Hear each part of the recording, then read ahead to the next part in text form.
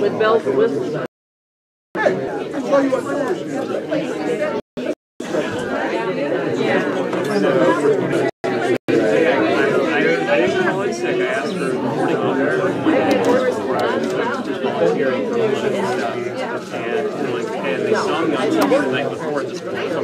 We know where you were at midnight. We know why you asked me to I have a 20. Actually, the lady used to board.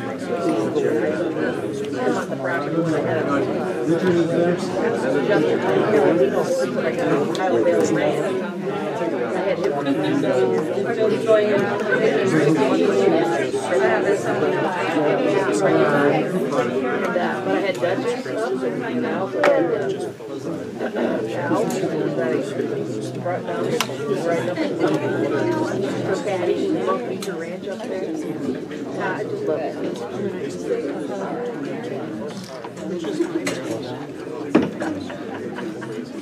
yeah, you don't got it right.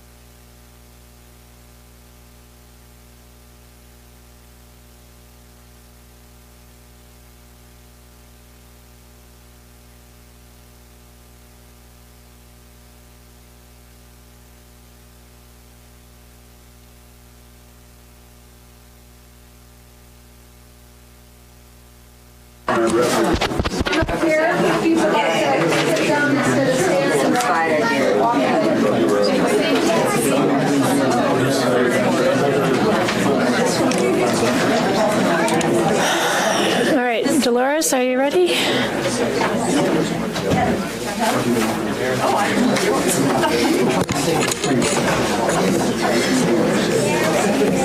All right. All right, thank you, everyone. We're going to go ahead and get started. I'm going to call to order the regular meeting of the Lions Board of Trustees for February 4th, 2019. Will the clerk pro tem please call the roll? Yes, Mayor Sullivan. Present. Trustee Farrell. Present. Trustee Waugh. Present. Mayor Pro Tem Reistadt. Present. Trustee Kiribus. Trustee Miller. Present. And Trustee Browning. Present. Okay, thank you. We have a quorum. Will you please stand for the Pledge of Allegiance? I pledge allegiance to the flag of the United States of America and to the republic for which it stands, one nation, under God, indivisible, with liberty and justice for all. All right, thank you. And we start our meetings with a reflective moment of silence. So if we could take a moment of silence, please.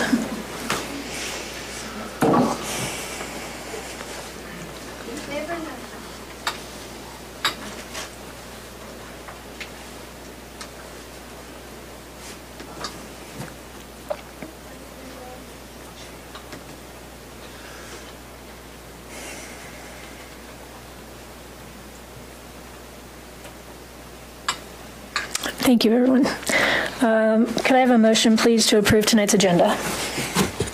I'll move to approve tonight's agenda. Is there a second? I'll second the motion. Any discussion? Hearing none, I'll call for the vote. Sorry, is that? Okay. The agenda is approved 6-0. Thank you. All right, we'll turn it over to Sergeant Christ for a sheriff report. All right. Okay, well, First, I'm going to give just a quick public safety address since we're so packed here tonight. I appreciate that everybody's got a seat. Just understand that there are 3 ways to get out of this building in the event we did have some kind of emergency go on. There's a door there and right off to the camera, and then, of course, the door you came into. So, and then just try to keep that aisle clear, which it looks like it is now, so I appreciate that. Well, my first item that I have just to speak about real quick was I promised to introduce some new deputies that are going to be patrolling night shift, and we have one of them standing in the back room. So that's Deputy Josh Follett, and he's our new night shift deputy on the front side of the week. So I'll bring him back for a more formal introduction, but since he's standing right here, I thought I'd throw him under the bus real quick. All right, I have a follow-up. Over the summer, we had a pretty extensive skimming case from the Diamond Shamrock. Some of you might have been victims of that. So a follow-up on that case, that 2 of the 5 suspects have been identified and warrants have been issued. This is a multi-jurisdictional thing and multi-state, so our judge down in Boulder County put $1 million bond on their warrants, cash only. So we know who they are, and they'll come to justice soon. So we'll work on the other 3 quickly. So I just want to give everybody a quick update on that, and a public shout out to Deputies Robinson and Kelson, our day shift officers that are up here. They did an outstanding job on the base report, which really pointed the detectives in a good direction. So Lion's finest at his work. So kudos to them. The only other issue I have is over the weekend I fielded some shooting complaints. There was a couple residents in Boulder County right on the outskirts of the town of Lyons. They were shooting on private property. They were doing it in a safe manner, which is completely legal under county ordinance. So just wanted to bring that a reminder to all the Lyons folks that a lot of times when you hear gunfire, it's legal, but we do take those reports and we do follow up on them and respond out. So if you hear something, go ahead and call in. That's all I have. All right. Are there any questions for the sheriff? All right, hearing none. Thank you very much. We'll go ahead and turn it over to staff. I'm sorry, I couldn't see your mic. Okay.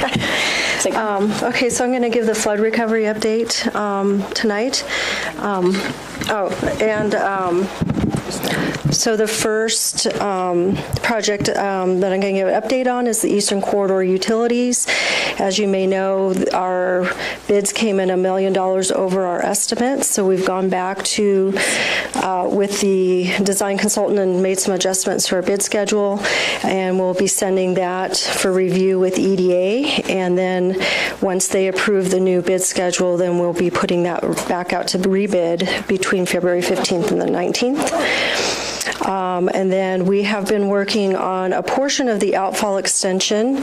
However, we're still waiting for our permit on that, and the contractor will be needing some direction from the town and the board on whether they can proceed with the rest of the line by February 11th, because they have they're trying to meet a deadline to get the line in before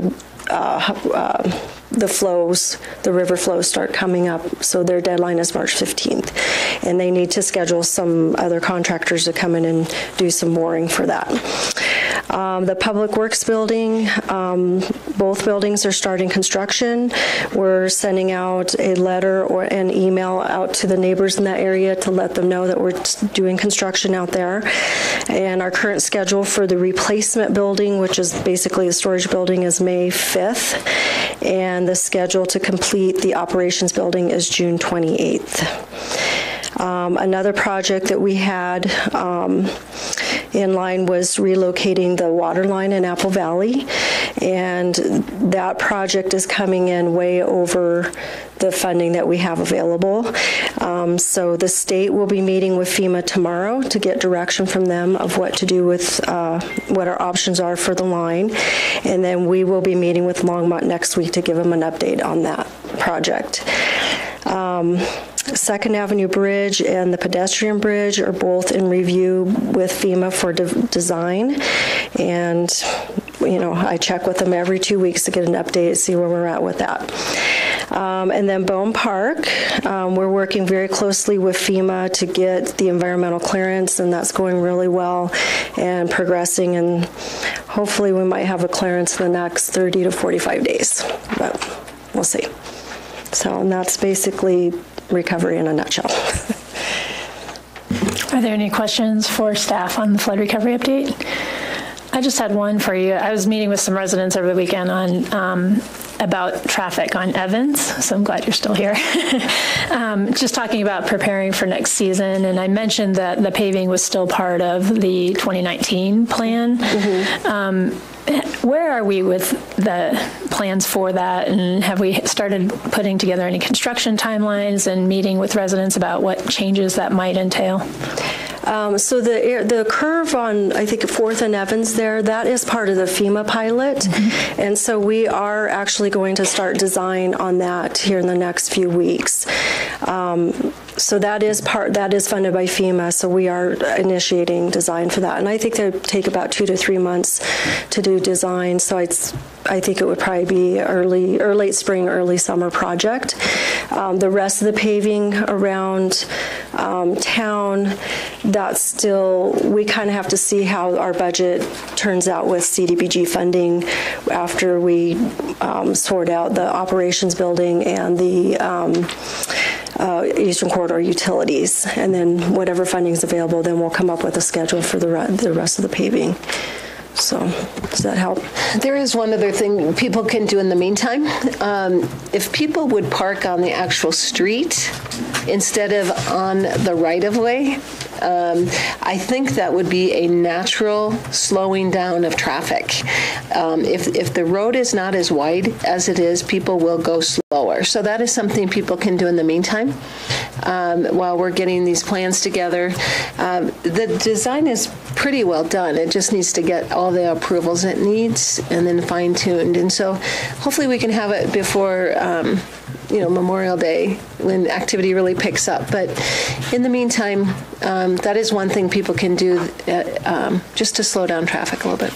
Yep, I did mention that, but I think it would be great to revisit that design. It's been a long time since we've looked at that project, and I'd love to know if there's any opportunities to help with some of the traffic calming. And, we talked about lots of different potential ideas, so maybe we can just kind of refresh our memory as to what we're going to be doing there, and bring up some of the, I did mention that, putting in the sidewalks. I don't know what we have in the budget for that, but, we talked about the speed bumps and flower pots and everything that we've talked about. So I think it's time to maybe start just planning for next season with that. With that. Yep. Thank you.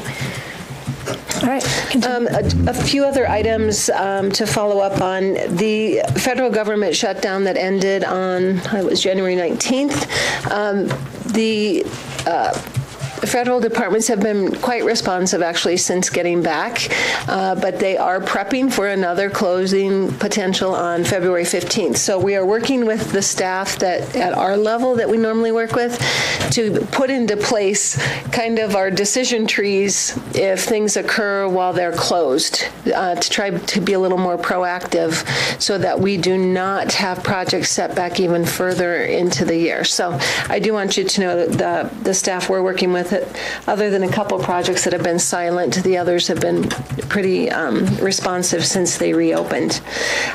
We do have a public input meeting scheduled on February 7th for the skate park design and discussion. So we invite people to come out for that. This is the only space available that night. So 6 o'clock to 7:30 at Town Hall. I do want to remind people, this doesn't mean we have an open budget and an open slate to design everything we want. It's really an opportunity to look at what can we design within the funds we have right now. And so I just want to set a little expectation there that right now there's a budget for this project, unless we decide to hold off on it and accumulate more funds for something different. We had over 500 people participate in the Winter Wonderland ice skating and concerts over the last 3 Saturdays. Absolutely a great event. And we were able to collaborate with several of the nonprofits in town to run the concession stand and keep the donations for that. So that was really a great activity for getting families out in the winter together. So that worked out really well. The Revolving Loan Fund Committee has met and are actually processing their first application for a business that's located in our planning area, not in town, but in our planning area. And also, we are wrapping up that tourism grant with the chamber, looking at how to move that forward at a local level. We will, for the first time, have an ad in the National Park Planner magazine, which I think will probably be pretty effective, as well as some new tourism marketing opportunities out on Colorado.com, both videos of Love Lions as well as other events coming up. This Thursday, February 8th February 8th is Lions Night Out Friday. It is an effort of the local businesses to stay open late in the hopes of getting people to shop locally for Valentine's Day and to maybe go out for dinner. And so there's a concerted effort for everyone to get out in town later that night and stay open. Sunday, February 10th is Old Man Winter Rally, which is a run and bike race with not dependent on weather conditions. They run and race either way. So this year that will be hosted out of Laverne Johnson Park, so it will be a little different setup. Please be aware that there will be traffic considerations for that event, and lots of activity in town that day. What time is that? That is from 8:30 a.m. to 4:30 p.m. I had in the board report several different community development updates. You may have questions on those. The lodging tax form has collection of lodging tax started, and the forms are available on our website. Same with business licenses. Those are as well due for 2019, and forms are available on site as well. So there's several more steps to that this year than in previous years. And then most importantly, I want to address a couple different issues that have been that have reared their heads recently. The first being some conversation about water quality. And I want to make sure that the board and the public knows that the town takes public health and safety very, very seriously. And as part of this commitment, the town takes all the steps necessary to ensure continued water quality in the town. Residents recently received a letter in the mail explaining some technical violations from the Colorado Department of Public Health and Environment. We want people to know that these violations were not involving water quality, but rather involving the reporting of compliance obligations and timeliness in reporting those. People will receive another similar letter in their utility bill again this month. So we want people to be fully aware of what those violations were and that impact. But I do want to repeat that none of the violations pertain to water quality. In regard to Stone Canyon specifically, the water being delivered to the subdivision has recently been tested by water quality engineers. The testing has been evaluated by Colorado Department of Public Health and Environment, and it has confirmed that the town water delivered to the homes throughout town, but recently tested in Stone Canyon, is in full compliance with state and federal regulations. Any alleged irregularities in water service are limited to an individual residence, and as always, the town is taking all necessary precautions to ensure the continued safety of the town's water system.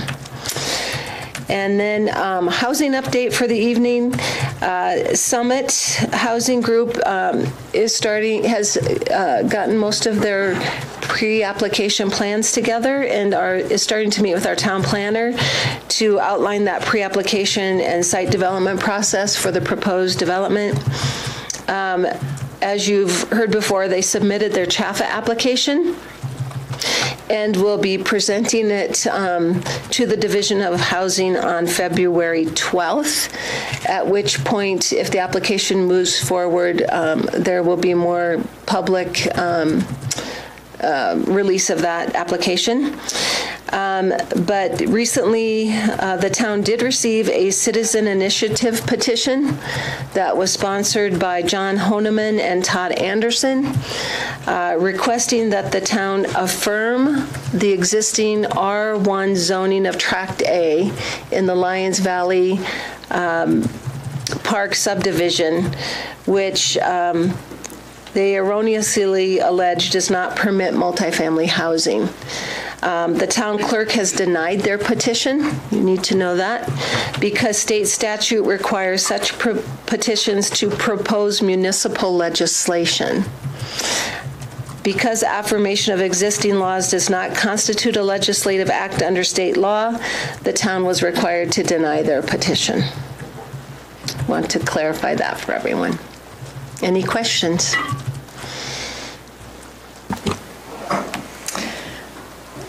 Anyone have any questions for staff on any of the updates?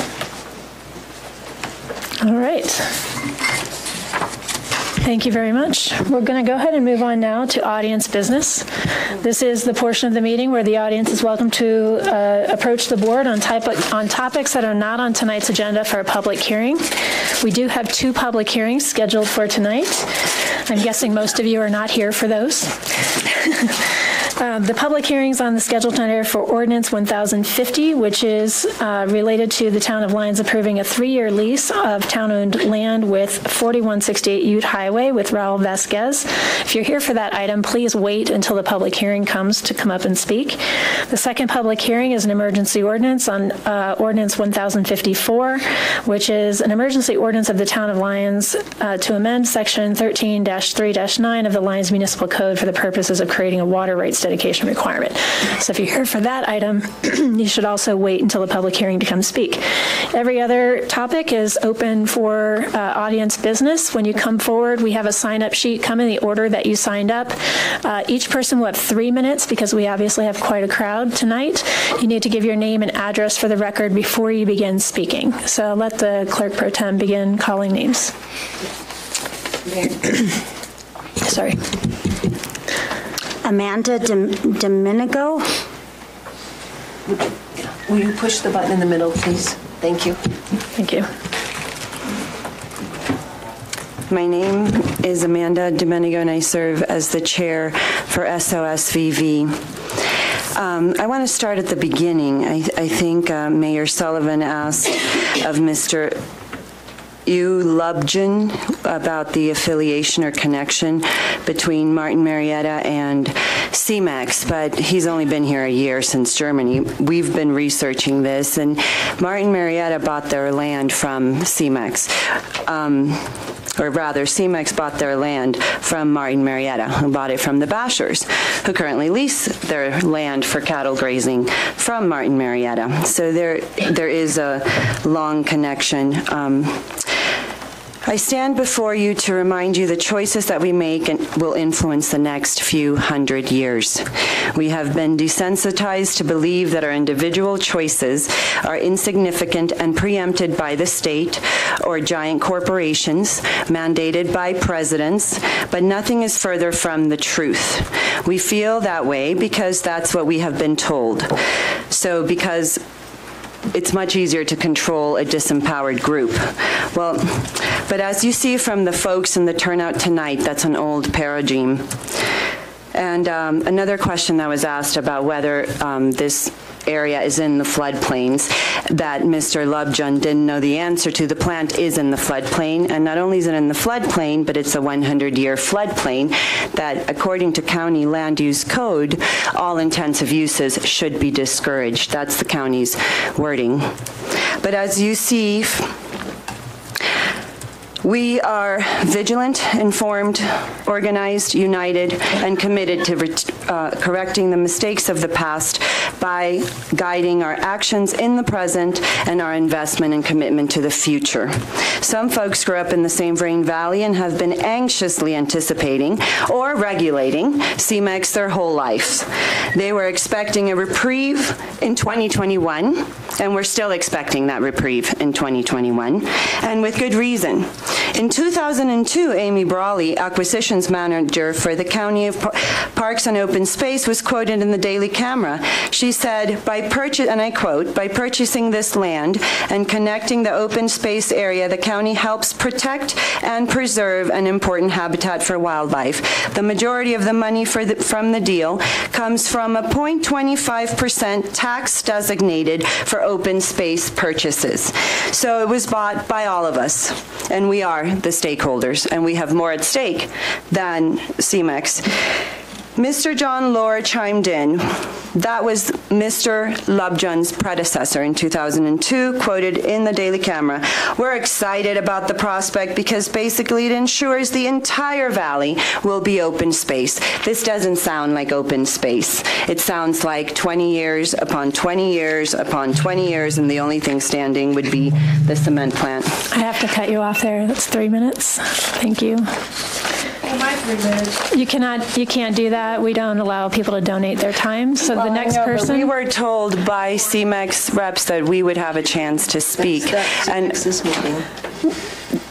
We will encourage them to have another community meeting. For this is audience business. It's 3 minutes per person. Nobody else wants to talk. It doesn't matter. We don't allow you to donate time. So the next person may come up and speak at this time. Chris Combs? yeah. Pass it around. Ms. Combs?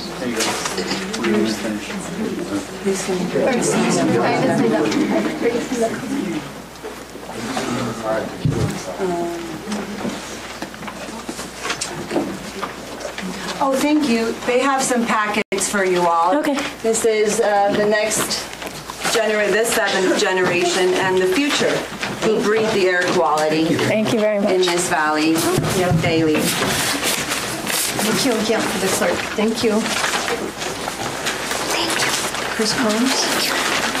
Is the next speaker here? If not, we'll move on to the following person. Chris Combs is not here. Who's next?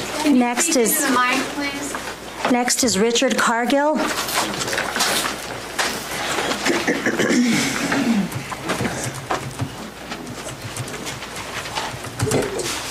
My name is Richard Cargill, 5976 Hygiene Road, 80503. I'm a stakeholder here in Lyons because my daughter, my son-in-law, and my grandson live here. And of course, I'm always looking out for the best for my family. And why not the best? I would like to make a presentation to the Board of Trustees at some point in the future after I digest and assimilate everything that was said tonight during the workshop. And I would like to encourage the trustees to schedule a workshop with SOSVV, Save Our St. Vrain Valley, so that we would have an hour, 2 hours of time so that we could address the Board of Trustees in an appropriate agenda with detailed information on everything that you heard about CMEX tonight. I spoke with the plant manager when he was leaving, and I don't think you're getting the full story. So we would like to present another part of the picture to you, but not in a 3-minute or 4-minute segment. We would like to have a workshop with the public invited. So basically, that's all I have at this point in time. You need to hear from the opposition, and there's a lot of opposition out there. We don't want CMEX to continue operating in the valley. We want the county to assume their ownership of the open space in Dow Flats. We want Rabbit Mountain to connect with Dow Flats as open space. We want the St. Vrain Valley to connect with Dow Flats. We want a trail system that has been promised to us for over 20 years, connecting Longmont through the valley to Longmont, or to Lyons. We want that connection between Dow Flats, Rabbit Mountain, the St. Vrain Valley, Lyons, and Longmont. And we want it not in 25 years from now. We want it soon. So please schedule that workshop. Amanda is our chairperson, and you can work right through her. I'm on the board of directors with SOSVV, and I'd encourage all of you to look at our website and come up to speed on why we oppose CMEX operations going into the future. Thank you. Thank you very much. Please withhold your applause or grunts and whatever else you feel like. It's just we need to keep moving. So next person. Next is Skyler Trowbridge. Is this for questions to CMEX? No, okay, this is only three. I mean, you can come up and tell us what questions you have if you'd like. That's fine.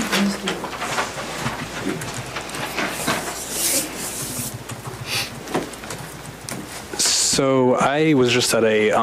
We need your name and address. My name is Skyler Trowbridge, 25 Mumford Place, Longmont, Colorado. I actually work here in Lyons, though. I was at a workshop today, and we were learning about environmental management systems, and there's like an actual format for companies like this to do positive impact for their community if they were talking about doing good for their community and the environment. It's through a company called, well,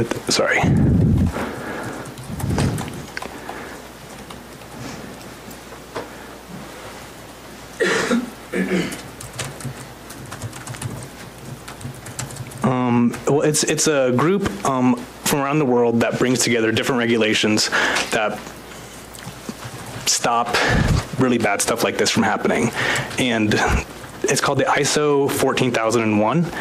And this environmental systems and others, the other standards in the family focus on specific approaches such as audits, communications, labeling, life cycle analysis, as well as environmental challenges as climate change. It provides a framework for gaining metrics regarding CO2 output, how much they recycle, how much clean energy the CMEX plant uses, and overall environmental impact. So maybe they would be interested in learning about the ISO 14001, and I think the community should be aware that there is a standard, like a procedure standard for the environmental impact for communities that have environmental impact like this, and they're not following it based on what I've seen tonight.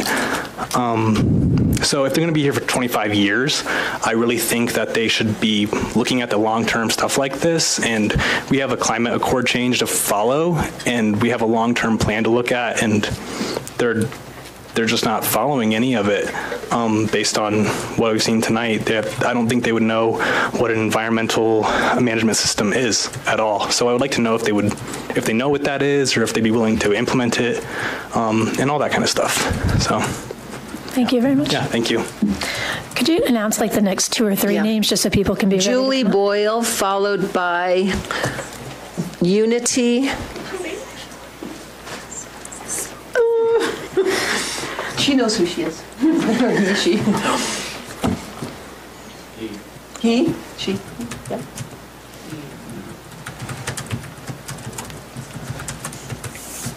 Go ahead. Okay. You just give your name and address for the record to start. Name's Julie Boyle, 224 Welch Drive.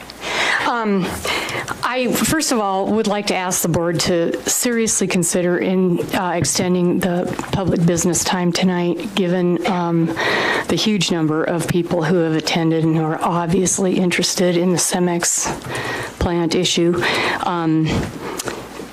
I just think people need more time than 15 minutes to express their opinions meaningfully.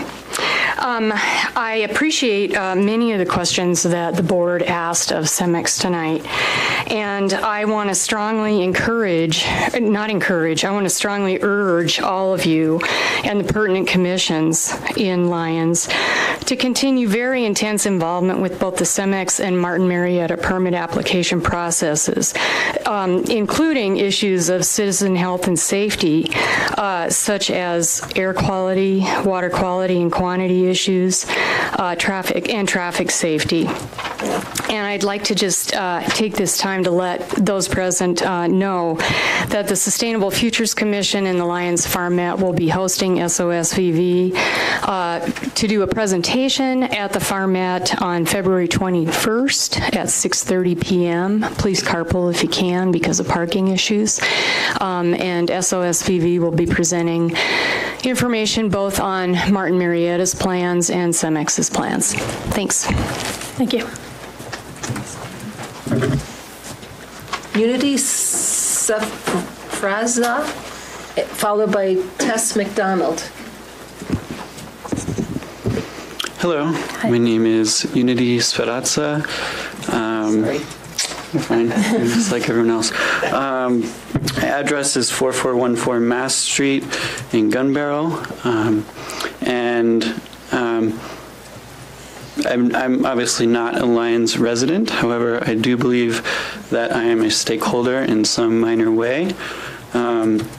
I know some folks that live in the town and nearby and that I've become very close to, and some children, some youth that are, in my opinion, our most important stakeholders in this. And so I participate as a helper, as a firekeeper at a sweat lodge, which is directly east of the CEMEX plant. And this is a sweat lodge in the Lakota tradition. And as many of you know, that a lot of the native peoples here were nomadic, and the tribes that came through here, you might know of the Cheyenne and Arapaho, which occupied these territories for a long time, where they have bones in the ground, quite literally. And so I'd just like you to consider the unheard voices in the room, the unheard voices of the land, the unheard voices of these ancestral peoples, the unheard voices of the eagles that fly around. What might they say about this issue? What might our children yet to be born say about this issue? Because as we can see, these younger generations are coming in with a lot of care for the places that they live, a lot of care for people, a lot of care for the environment. And so, in my opinion, it's our job to really to listen beyond this corporate structure and to look past that and to hear the unheard voices. Actually listen to our children, listen to the youth, listen to the people that are really grassroots. There's a lot of them here. They're all here. And they're doing the research. They're spending the time. They're invested. I can bet you that the people in the room have put more work into this than the folks that gave the presentation. So they're knowledgeable. They know the impacts. And so thank you for listening to this. Thank you. Thank you. Hi, I'm Tess McDonald, 376 JJ Kelly Road. I'm representing the Dandelion Brigade and Save Our St. Vrain Valley, and I just want to say a lot of us aren't buying into the old paradigm. We're ready for a shift, and it's time for safety and sustainability here in Lyons. I believe, like others, that we are sitting on a gold mine here in Lyons, but it's not the kind of gold mine that these people were speaking of. It's not oil and gas or barren land under control from weeds or gravel. No, it's the stuff that's worth more than gold. It's the safe, clean air that we breathe, the pristine mountain water that we drink, and the wild and free lands that we enjoy. Let's preserve our lands. This summer, a young nursing mother with a 3-week-old baby sat in the grass at Laverne Johnson Park only to be warned that the grass was not safe. A Town of Lyons employee cared enough to warn her But what sense does this situation make? Grass, unsafe? It's not the kind of town we want to live in. It's time that we stop this chemical usage and use it as a last resort, even the cement kiln dust that we're breathing every day. There are a few that still say chemicals are easy and they work, and organic pesticides don't. Well, I would say to them, have you tried them? But more importantly, have you tried long enough? There was a pilot program in Durango that had mixed results, and it's because the soil was not given adequate time to regenerate. 3 years is simply not enough. We have to be in for the long haul. There's a study from foodtank.org providing a cost analysis, collecting data from farmers moving from conventional back to organic, the paradigm shift. The study said, and I quote, "We reveal that the 3-year transition period from conventional to organic farming represented the most risky period for the farmer. Lions will likely experience the same rebalancing. But in the long run, the study showed the value-added benefits to the ecosystem and the farmer were great. Until the soil is allowed to return to its natural, healthy state, no organics probably won't work. But like the industrial farms are finding out, more chemicals are needed each year and more erosion is happening too. You see, weeds eat up toxins, hemp especially. They hold the soil together. They keep the moisture and they support life. You kill the good microbes and you kill the food. Not only the food for the bees, but we're cutting off the hand that feeds us, the microbes. Currently, the Weed Posse Garden Club and numerous other volunteer groups are already pulling the weeds and keeping lions well kept, more than any chemicals have done. In fact, many of the plantings that were planted in Laverne Johnson Park after the flood and Bone Park after the flood, those same plantings would have died if the Weed Posse didn't step in and weed and water them. And those plantings were purchased with FEMA dollars. Personally, I rather communicate and support an organic farmer than to be dependent on a chemical company. Last spring, there was maybe a flag or two telling us that our children were playing in Roundup. We have to stop there. This miscommunication is hazardous. I have and the to ask you to mistakes. stop, please. No, I won't stop. If we we definitely can't don't abide by need the Boulder rules- County inmates pulling dead weeds and having them poisoned with glyphosate. If we can't abide by the rules, we will not have audience business continue. Pull the weeds in the first place, not with glyphosate and not poisoning. This is the last warning. If we can't abide by the rules, we will stop audience business and cut it off here. I was told 4 minutes. It was 3 minutes. At the beginning, we said it was 3 minutes. I'm sorry. It's Thank for you. our children. Appreciate your passion, but please have a seat. That goes for the whole room. Okay, I'm going to end audience business here because we can't continue to have disruptions. So that'll be the end of audience business for tonight, and we're going to continue on with our agenda. Thank you. Is the PCDC here? I heard from Chair Edding that there was a situation tonight, and with he and Paul gone, they asked if it could be. Okay. I just didn't get to tell you that before the meeting. I'm sorry. Okay. What's he doing? Oh, well. Thank you. I'm sorry you didn't get a chance to speak. Thank you. Thank you. Okay.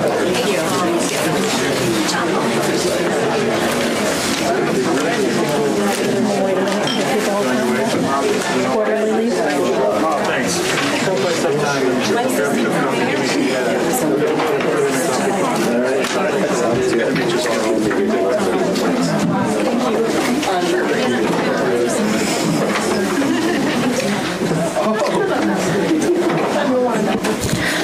right. We feel unfortunate we weren't able to hear everyone speak tonight, but we can't have a productive discussion if we're going to have disruption. So we're going to go ahead and continue with boards and commissions. If you could quietly leave, if you're going to leave now.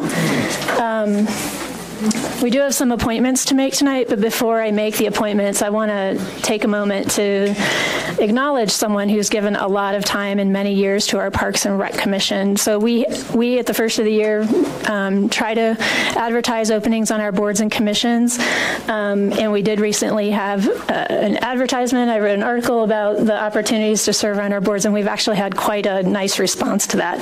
It can be hard to recruit people to serve on boards and commissions because you hear lots of different feedback from time to time. And so I want to recognize Pam Barnes for many, many years, I think maybe as many as 20 years of service on the Parks and Rec Commission. These positions are term limited. However, often we don't have enough interest for people to be rotated off, but we have had a really nice response, and I have 3 new people that if it pleases the board, I would like to appoint Yelena Hughes, Ian Brighton, and Randy Pollard to the Parks and Rec Commission. And Randy's here tonight, so thank you for stepping up, Randy. And again, just if you see Pam Barnes around town, just thank her for all that she's done to help create the parks that we all enjoy today. And hopefully she'll continue to stay involved and line up the cars and the floats in the parade, because I think that's been her job for 20 years. So with that, we can go on and move on to our first ordinance. Before we begin, I'm actually going to recuse myself from this first ordinance. My husband's business has an interest in this, potentially acquiring this property, and I'm not sure if this lease would somehow be transferable to them. So I'm going to let the Mayor Pro Tem take over for this one.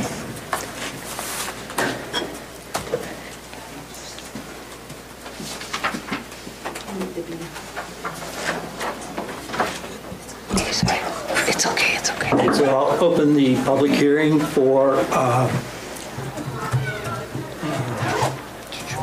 Ordinance 1050. Take a staff report. This is a public hearing and second reading on Ordinance 1050, which is an ordinance of the Town of Lyons approving a 3-year lease of town-owned property to 4168 Ute Highway to Raul Vasquez. This is a Tract 1 and Tract 2 of what's called Parcel 9 of the Burlington Northern Railroad land, the western boundary of which is defined by the western boundary of which is defined by the extension of the east property line of Vasquez property south. I shouldn't get into that much detail. This is basically the railroad right-of-way behind Blue Mountain Stone and continuing through the town's current temporary public works property. How's that? This has been under lease with the Raul Vasquez for years, and he has in his current lease agreement, he has the ability to renew this lease for a term of 3 years, commencing on February 1st and ending on February 1st of 2021. As part of this lease agreement, the leasee does agree that the town can construct a recreational trail across the leased property at a time in which we are prepared to do that. And they agree to remove any improvements or structures erected on the leased property at their own expense and request of the town.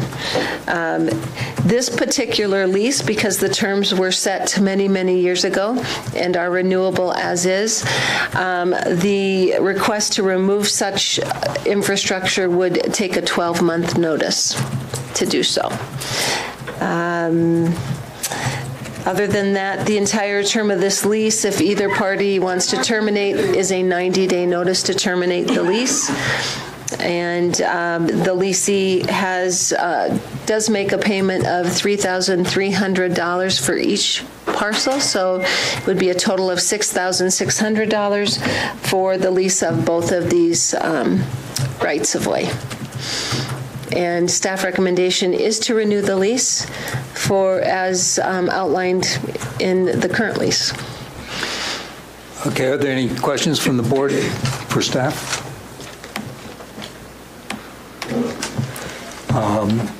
Hearing none, is there a motion? Public hearing. Oh, public.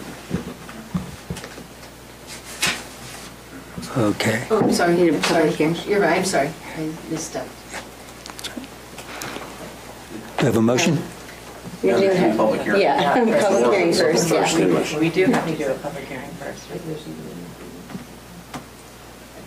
Public hearing first. Public hearing first, okay. So I'll open the public hearing for Ordinance 1050. Is there anyone?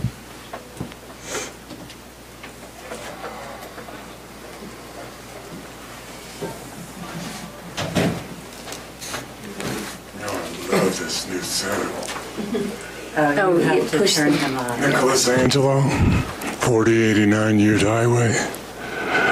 The Vasquez family has donated time, energy, and were instrumental in getting us back up on our feet during the flood. Basically, this is a no-brainer. I remember the days when I think we were getting $400 or $500 for this same lease. It's very generous on Raul's part, and I recommend passage of this ordinance. Thank you.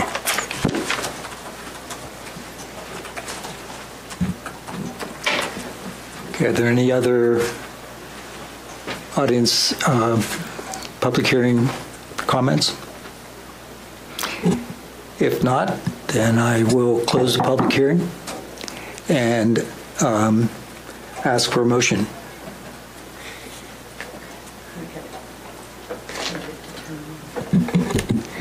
I will move to approve Ordinance 1050, an ordinance of the Town of Lyons approving a 3-year lease of town-owned land with Raul Vasquez. Is there a second? I'll second.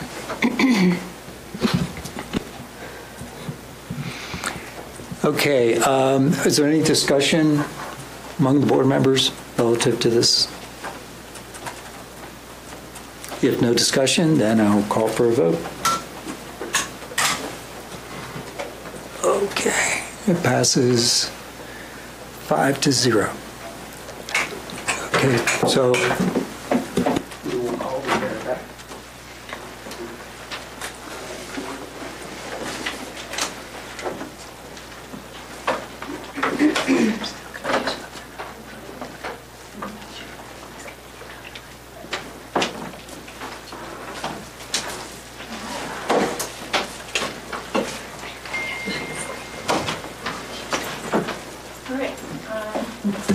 Would the clerk pro tem like to read the next item into the agenda, or into the record, please?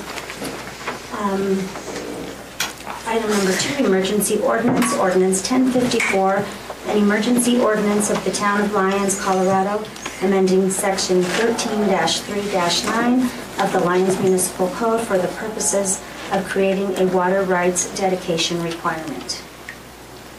All right, is there a staff report? Yes, Mayor Sullivan, Brandon Dittman, Town Attorney. You may recognize this ordinance from the previous meeting. We discovered after the fact there were a couple issues with that ordinance, namely being that it was not noticed properly pursuant to Colorado law. The notice that went out did not mention it was an emergency ordinance. Therefore, for that reason, this ordinance needs to come back before the board. Also, Colorado law requires 3/4 of the board to vote for emergency ordinance, which turns out to be 6 of 7. That was not clear in the last staff report, and so for that reason also, in addition to the notice issues, it's coming back before you. All right, any questions for staff before we open the public hearing?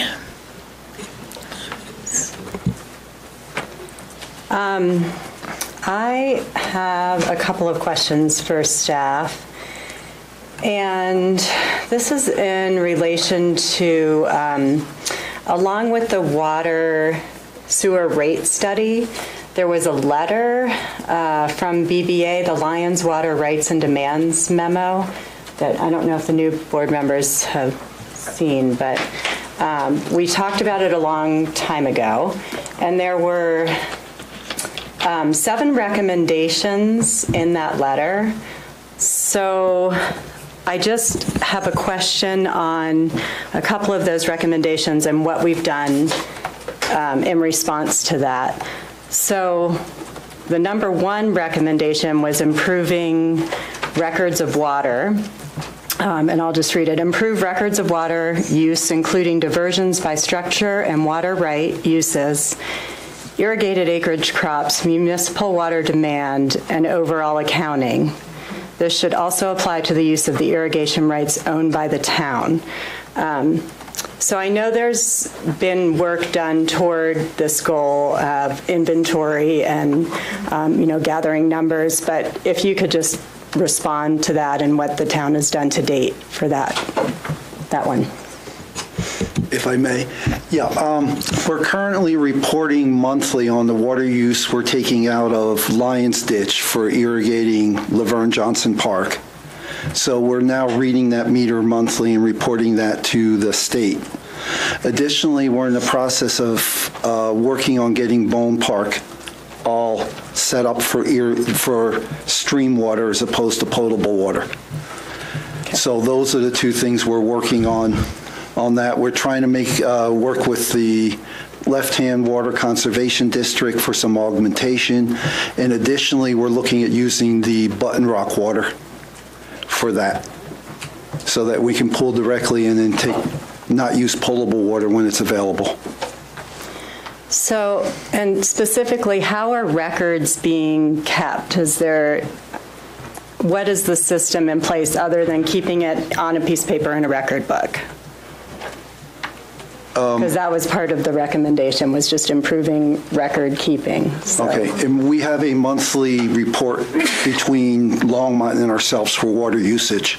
And you saw the November water letter that dealt with the entire year and how far under we were from our water rights.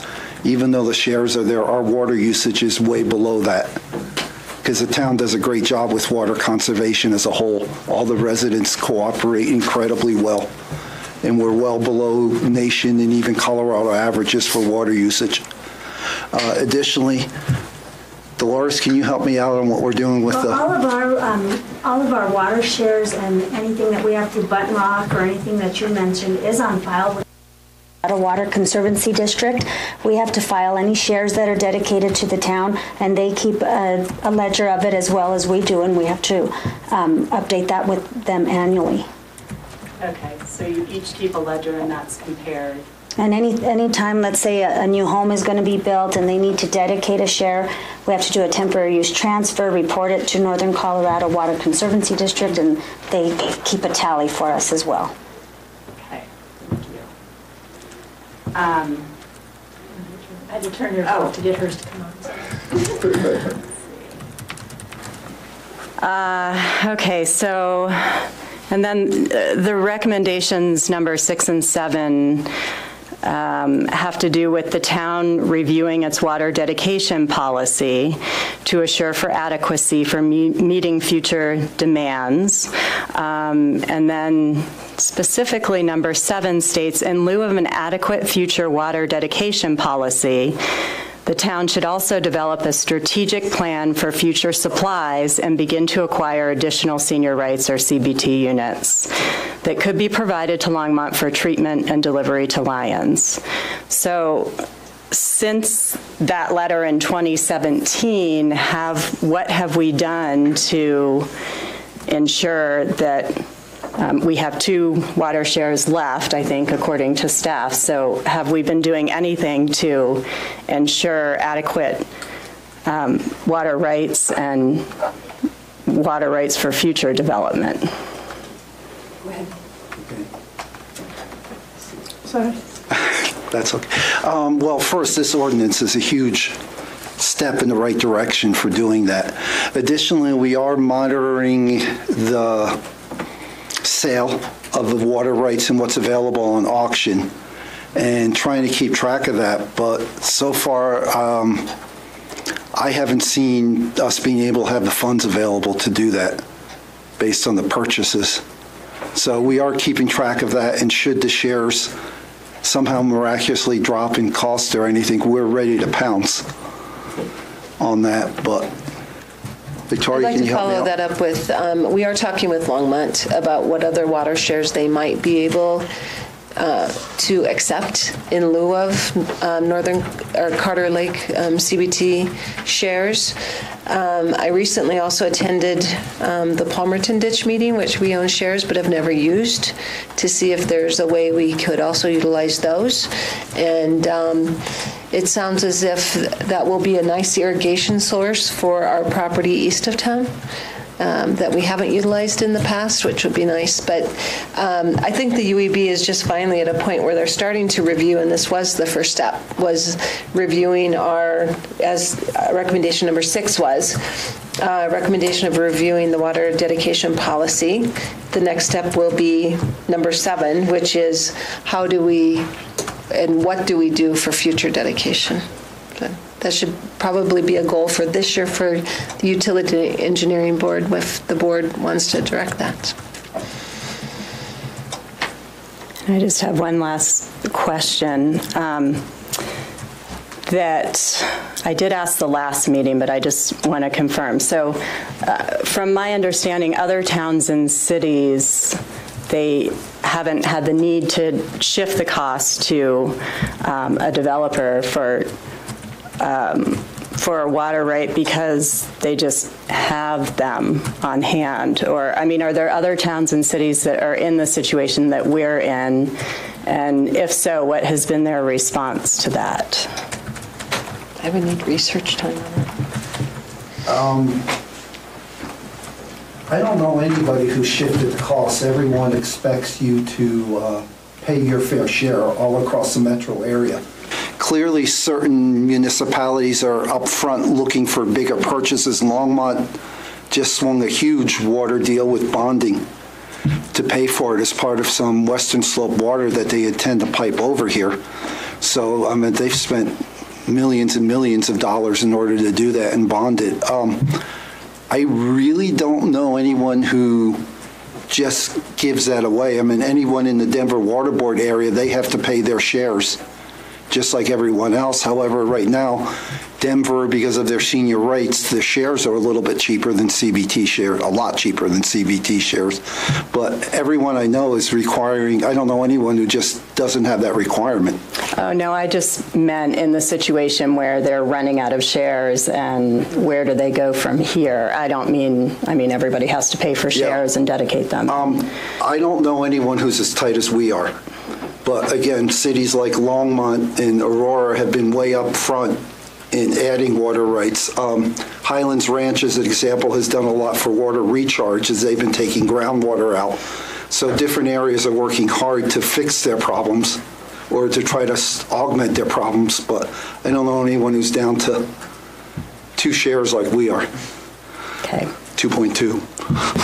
Well, we haven't researched it. Yeah, I haven't looked. I'd be happy to do a little outreach on that. Okay. Because I can't imagine Frederick and Beatty, what great growth rate they are at, they must have something other than CBT. I don't know, but I'd be happy to do some research. It'd be interesting to know that. Okay. Where do we want to be? I'd like to have 20 shares. Okay. Plus. I had a question about the language in section 3, where it has the numbers 1 and 2. I just want to make sure I'm understanding the language in number 2, where it says the Board of Trustees in its sole discretion determines that the connection in question will not negatively impact the town's water supply.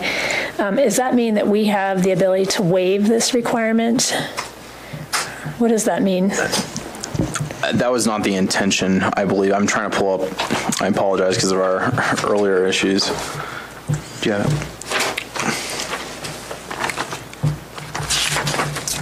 Which whereas clause are you looking at? Actually, section 3 at the bottom, where it says there's number 1 and then number 2. So I'm just questioning if you can help me understand the language in number 2. Section 2, oh, okay. Well, section 3, number 2. Because basically it looks like these are exceptions. So is that second one an ability of the board to waive this? Waive this where the connection in question will not negatively impact the water supply. So if the Board of Trustees were to make a determination that a certain connection, say a municipal connection of some kind, did not negatively impact the town's water resources, it can make an exception to this ordinance. So so there's no other exception here for the board to be able to waive this if they felt there was a need to for some reason? Only where there is a conflict with an existing agreement, or to, as we just talked about, in the sole discretion, the board determines that there's no impact on the town's water resources. how would that have to be worded to give us maybe wider discretion? You could create a 3 or any other situation the board deems necessary and will not impact the. You could literally craft a blanket exemption if you wanted to in the board's discretion. I just ask because there have been times with things like affordable housing or there could be situations where we don't want to make it impossible to waive this requirement. I can't begin to maybe imagine what those often might be, but there could be a situation where maybe I don't know if we'd ever come into shares for some reason, but probably unlikely. But I don't know. I'm open to staff's thoughts on whether there's any reason or not to include such an ability for a future board. I think we can definitely craft a connection, an exception where the Board of Trustees determines it beneficial to the town to waive the provision of this code. I think that arguing on the other side of this, why you wouldn't want to do this was, really the reason why the town got in this problem was it was waiving this requirement over and over again through the use of subdivision agreements. And so, just not creating that sort of ability to get back into a hole. Were they waiving them, or was it just that we didn't have a requirement that triggered the need for a share? Under the existing code, you could pay cash in lieu of. Oh, because of the cash in lieu. Yeah, cash in lieu of a share. And for many, many years, it appears through our reviewing the records, it was a practice of the town to accept cash in lieu of shares, which got it in trouble. Okay. If I may, it was a UEB's intention to allow you total discretion in this case. It just didn't quite get worded that way, but they intended to give the board the right to do anything. Yeah, I can just say that the where we didn't have that ability with the electric fund at times, there were some valid reasons to have some flexibility in these. I'd be open to maybe some parameters on a waiver, such as there are sufficient shares that, you wouldn't deplete them completely if you made such a waiver or something along those lines. I'll give it some more thought after we get through the public comment. Thank you. Other questions? First off. Okay, Trustee Browning. I want to make sure I understand the voting requirements right. To pass this as an emergency ordinance, it takes 6 votes. Last time we only had 5. Correct. It was also not noticed correctly. Okay. But if we solve that problem, we still need 6 votes to pass it as an emergency ordinance. At the time, the way that the state statutes were is 3/4 of the full board, which if you were to do the math comes out to 5.2. And so there was a question about whether 5.2 rounded down to 5 or whether you needed 6. And so upon further legal research, we believe it is safest for the town to get 6 votes. Okay. And should we not get 6 votes on this round, we are back to where we were? If you were not to get 6 votes on this version, there could always be a motion to place the ordinance back on first reading. A non-emergency ordinance. Which we passed one on first reading and then we denied it on second reading, but we'd have to start that process. We'd have to start over, yes. Okay. Could staff just give us the justification for the emergency? Well, I think as the town engineer stated, the town is down to 2 water shares, and by our calculations, those 2 water shares may be going away very soon. Without additional water shares, the town is unable to develop any undeveloped land at this point, and so the future development of the town is really limited by the fact we do not have this ordinance in place. And so that's really the concern. It's never a good thing to be short on water. I'd like to clarify that. Yeah. Sure. I'd like to just clarify that a little further. We have plenty of capacity and quantity of water for our community. What we don't have is our agreement with Longmont says for every parcel developed, you must dedicate another share. So the two that are currently out on the books could go to lots that were already platted based on our current code. It still requires anyone with new development to bring in a share. Right. This would just, the emergency is if anyone else comes forward with a lot already in town and platted, they may argue that under the current ordinance, they don't have to bring a share. Okay, thank you. Trustee Waugh.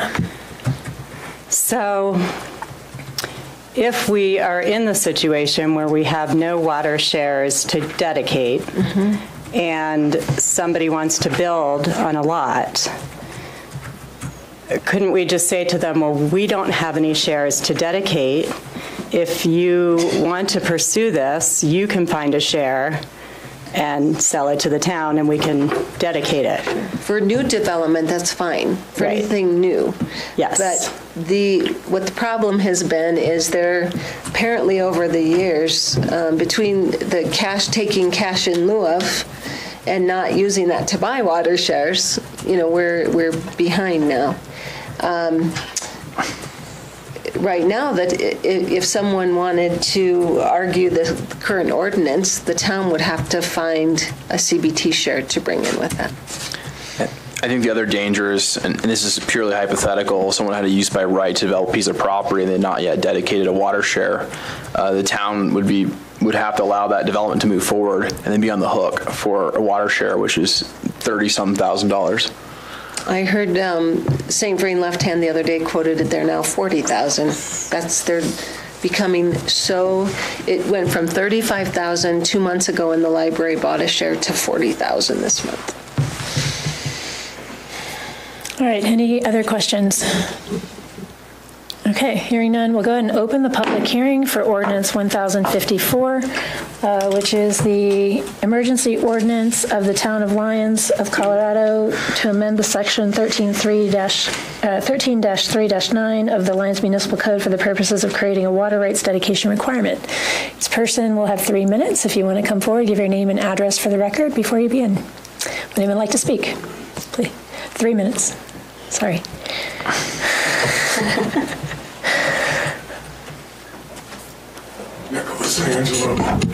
Nicholas Angelo, 4089 Utah Highway. I'd sure like to know why it's 3 minutes instead of 4, but that's your discretion, Mayor. The Public Works and Natural Resources letter from Longmont, dated November 29th, 2018. This is a letter from Longmont. States, we have 23 unused taps from the flood-damaged properties. This is stated in the letter.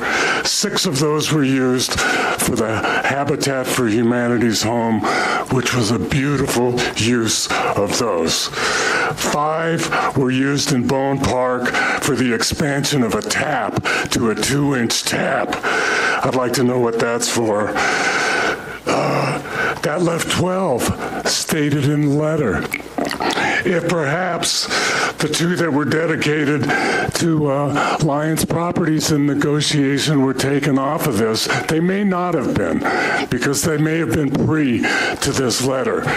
That would leave us 10. Then we're still owed 1 share from Lyons properties that still hasn't been dedicated. So that bumps us up to 11. I'm equating a tap with a share because that's what Lyons requires, that when you have a tap, when you issue a tap, you have to dedicate a share. They state in this letter with our LP dedication that we will have 11. Without knowing how many remaining undeveloped lots there are, it's impossible to calculate the severity of the situation. Never mind if it is indeed an emergency or not. because of our junior position in regard to our water rights in Button Rock, there should be trepidation as we move forward. In times of extreme drought is the correct moment to use the emergency ordinance provision. For instance, I hope you understand, folks, but we can only water our lawns every other day, or every third day, or maybe for no days for a little while. Have we exhausted all the options to improve our water situation that were recommended by the experts in our latest water study? If not, we should.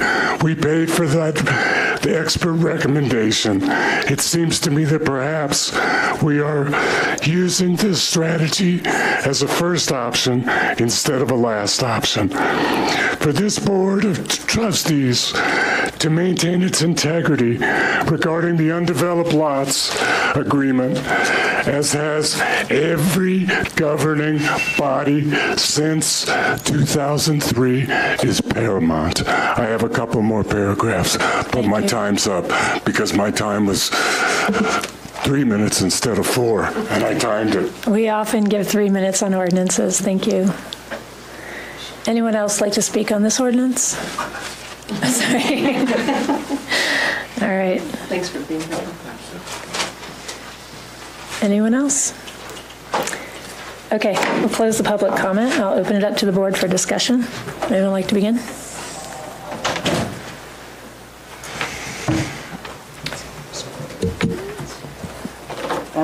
I guess I'll say something. Trustee Waugh.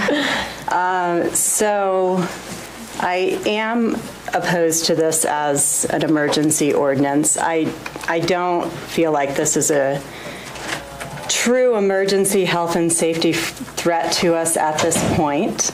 I feel like we're rushing into this policy, and I think last week not having noticed it properly and voted on it properly is an example of that. And I would personally like to see a presentation of other options that are out there to increase our water share dedication to Longmont. So we've had a rate study and a letter and information since 2017, and we've had time to mull this over and plan and think about it, and that's my hesitancy to just rush into this decision at this point. We have had time to think and plan. So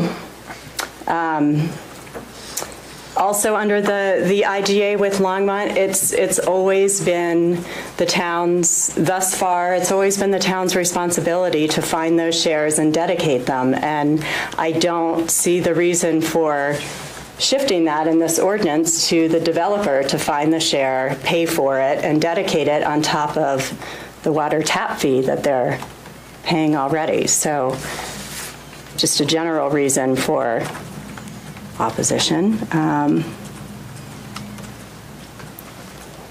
And that's about it. I think that's kind of all I have to say right now about it. Thank you. Anything else? Trustee Browning? Since we dealt with this at the last meeting, we all made comments at the last meeting. I supported this ordinance before, and I still do. And I won't repeat all my comments. I've given it more thought in the meantime, though, and I think it was UEB's view when they recommended that we make this emergency change in the code, that this was a loophole, that there are water share dedication requirements for subdivisions, there are water share requirements for annexations, and there are water share dedication requirements for PUDs. The code is silent, as far as I can tell, on water share dedications for properties that are already annexed, already platted, and don't involve PUDs. Now, I guess there's two possible explanations for that gap in the code. One is that it was an oversight, and it's an unintended loophole. I think that's what the UEB's view of it was. This was something missing in the code that should have been in there. The other possibility is that it was a conscious policy decision by a prior board at some point not to put something in the code that said you have to dedicate a water share if you're building on an already annexed platted lot. If it's a loophole, no problem with closing it. If it was a unwritten policy, because it's not in the code, and I haven't seen any resolution, ordinance, or anything to put that policy in writing. It was a policy that it was adopted at some unknown point in the past when water shares were not $40,000 or more. I've got a graph of the price of those water shares. If this policy dated from even 15 years ago, they were less than $10,000. So that's something that's changed. If you have the potential cost to the town of acquiring water shares go up by fourfold, that's a good reason to make a change. And also, I don't know what information that prior board may have had available to it when it decided it didn't need to require, if that's in fact is what it decided, that it didn't need to require an additional water share. What was the situation at that time in terms of the number of water shares the town had versus the number of potential lots to be built out in town? I don't know. I know what the number is now from what the town engineer and the UAB have told us. It's 2.2. And I've asked several times how many platted annexed lots are out there that could take advantage of this, and nobody seems to know for sure. I personally know of 3, and I suspect there's a couple more, I think. But whether it's 3, 5, or 10, we don't have enough water shares to cover it. And whatever sense that policy may have made to the board that adopted it, if they did, and again, if it's a loophole, we simply need to close it. But if it was a conscious policy, times have changed. Costs of water shares have changed. I don't see how sitting as this board in the year 2019 with 2.2 water shares excess under our agreement with Longmont, the cost of $40,000 or more per water share, and more than 2 lots that could take advantage of this without putting up a water share, I don't see how we can not change the policy. And for that reason, I'm in favor of it. And I do think the fact that 3 lot owners could show up tomorrow, and we would have to go out and start purchasing water shares. And I say we, the town, it's actually the ratepayers or the taxpayers who would have to fund that money. I think that is an emergency, and I'm in favor of it. And should this fail tonight, because we don't get 6 votes, I think we need to get the other regular ordinance back on the agenda as soon as we can, so that we have the pending ordinance doctrine to rely on if any property owners walk in and try to take advantage of this. Thank you. And I apologize, I should have asked for a motion before we started discussion. So if someone would like to make a motion first, and then we'll continue.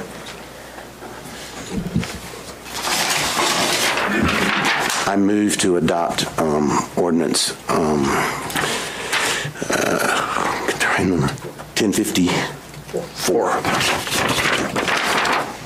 As an emergency ordinance? As an emergency motion. Emergency ordinance. I'll second. Sorry, I've got too many mics on this one. Okay. Trustee Watt, we have a motion and a second on the floor. So, Farrell. I'm sorry, Farrell. Totally fine. Thinking about her. Okay. I take it as a compliment. Thank you. So my question is if we do pass this as an emergency, what's the plan then tomorrow? I guess there is no plan per se. It's just if it's a passed emergency ordinance, it goes to effect immediately. Versus a regular ordinance, there's a waiting period where it has to be published, and it's subject to appeal during that time. And so there's no plan. We're not going to go out and do something in response to this. It's just more of a cautionary measure in case, as Trustee Browning stated, those few lots in town which would fit within what we believe is a loophole don't come in, and the town be required to put up money to buy water shares. Thank you. I guess I'm just going to say that I agree with Trustee Browning. I think it is a health and safety issue if your water shares are so low that we have to actually start spending money out of reserves, out of the water fund, to make sure the water shares that we need are available. I can't begin to explain the policy as it is, but it's an unsustainable policy. So I do agree with it, although I would like to make an amendment to the language in Section 2 to create some additional flexibility for future boards, just because it is a big change from the current policy, and we don't know always what the future holds. So my amendment would be, I move that we replace the language in Section 3 where it says number 2 under the exceptions, that instead of the current language after the word determines, that we replace that with determines that waiving this requirement is in the interest of the town and would not reduce available shares to fewer than 20.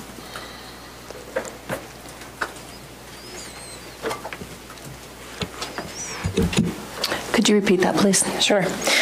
So the number 2 under Section 3 would be replaced from the current language to say, where the Board of Trustees in its sole discretion determines that waiving this requirement is in the interest of the town and would not reduce available shares to fewer than 20. So if we get back to our target of saying we have 20 or more shares available, and there's a valid reason that the board feels that they could waive this requirement, for some reason, as long as it wouldn't drop the shares below 20 and they had shares available, they would have that flexibility.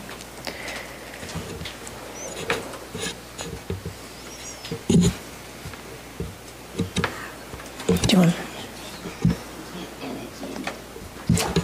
I'll second that, and I did have some discussion under that, maybe a question. One question is, how would we get to the 20 available shares? Would the town, in effect, have to invest in those over time, or how would that? I'll let staff respond. Was there a second on the motion before? Yes. Okay. I assume you'd have to purchase those shares, but I'll let the town engineer. We do have the shares that go with the TAPs with the buyout properties. So you could argue there's 11 or 12 there. Riverbend has one coming up, hopefully, up to the board to decide. And additionally, we could perhaps, if we get all the water rights set up for Bone Park, we may not need that 2-inch tap for that. So it's possible that we could transfer some of those shares somewhere back.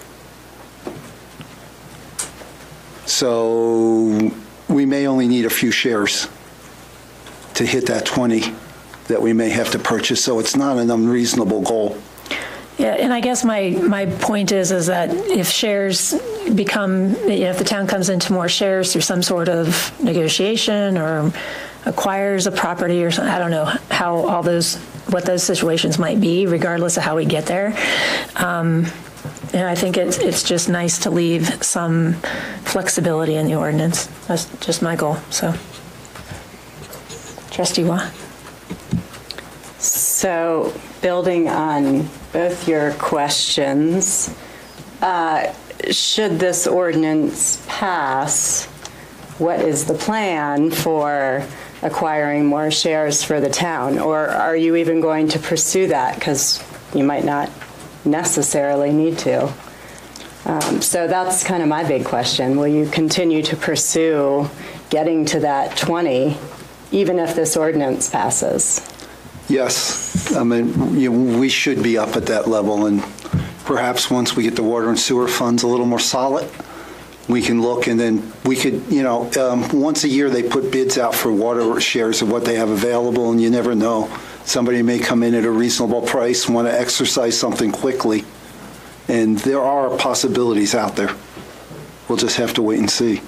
Keep our eyes open. Okay, thank you.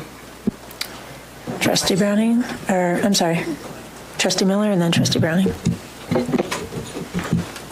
So I just need some clarification because I'm a little bit confused. So we have 11, are the taps and the shares, like, they coincide, they're one and the same? Is that? Not really, because we don't have one share per tap. Okay.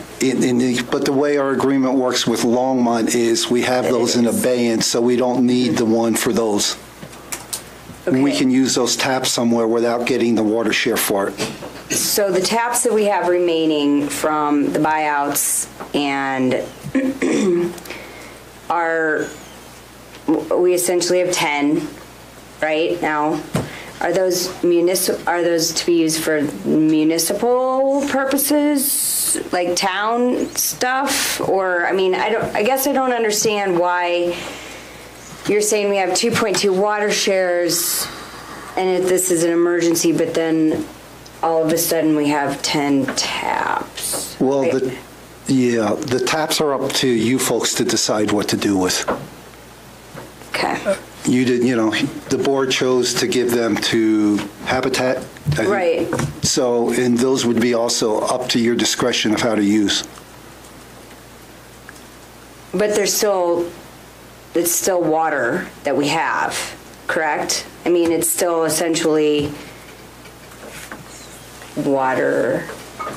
Yeah, if the board chose, they could take those, say, 10 taps and allocate them to a project, and then Longmont would not expect the share to follow for those. Okay. But we still don't know how many lots in town potentially need a tap or a share. Correct. So how can we determine those numbers? Can we get those numbers somehow? I just feel like there needs to be more concrete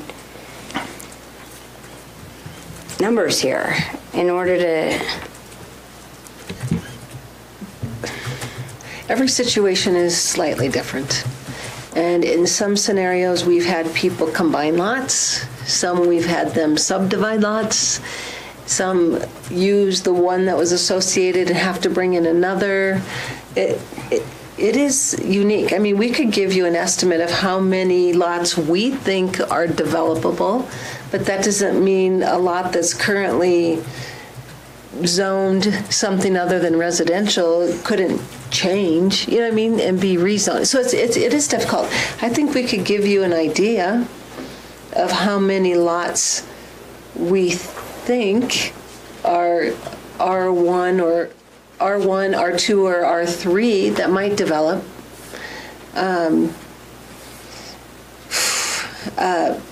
But I don't know that there's an absolute science to that one. Okay. Well, this is kind of difficult then. Trustee Browning, did you have something else you wanted?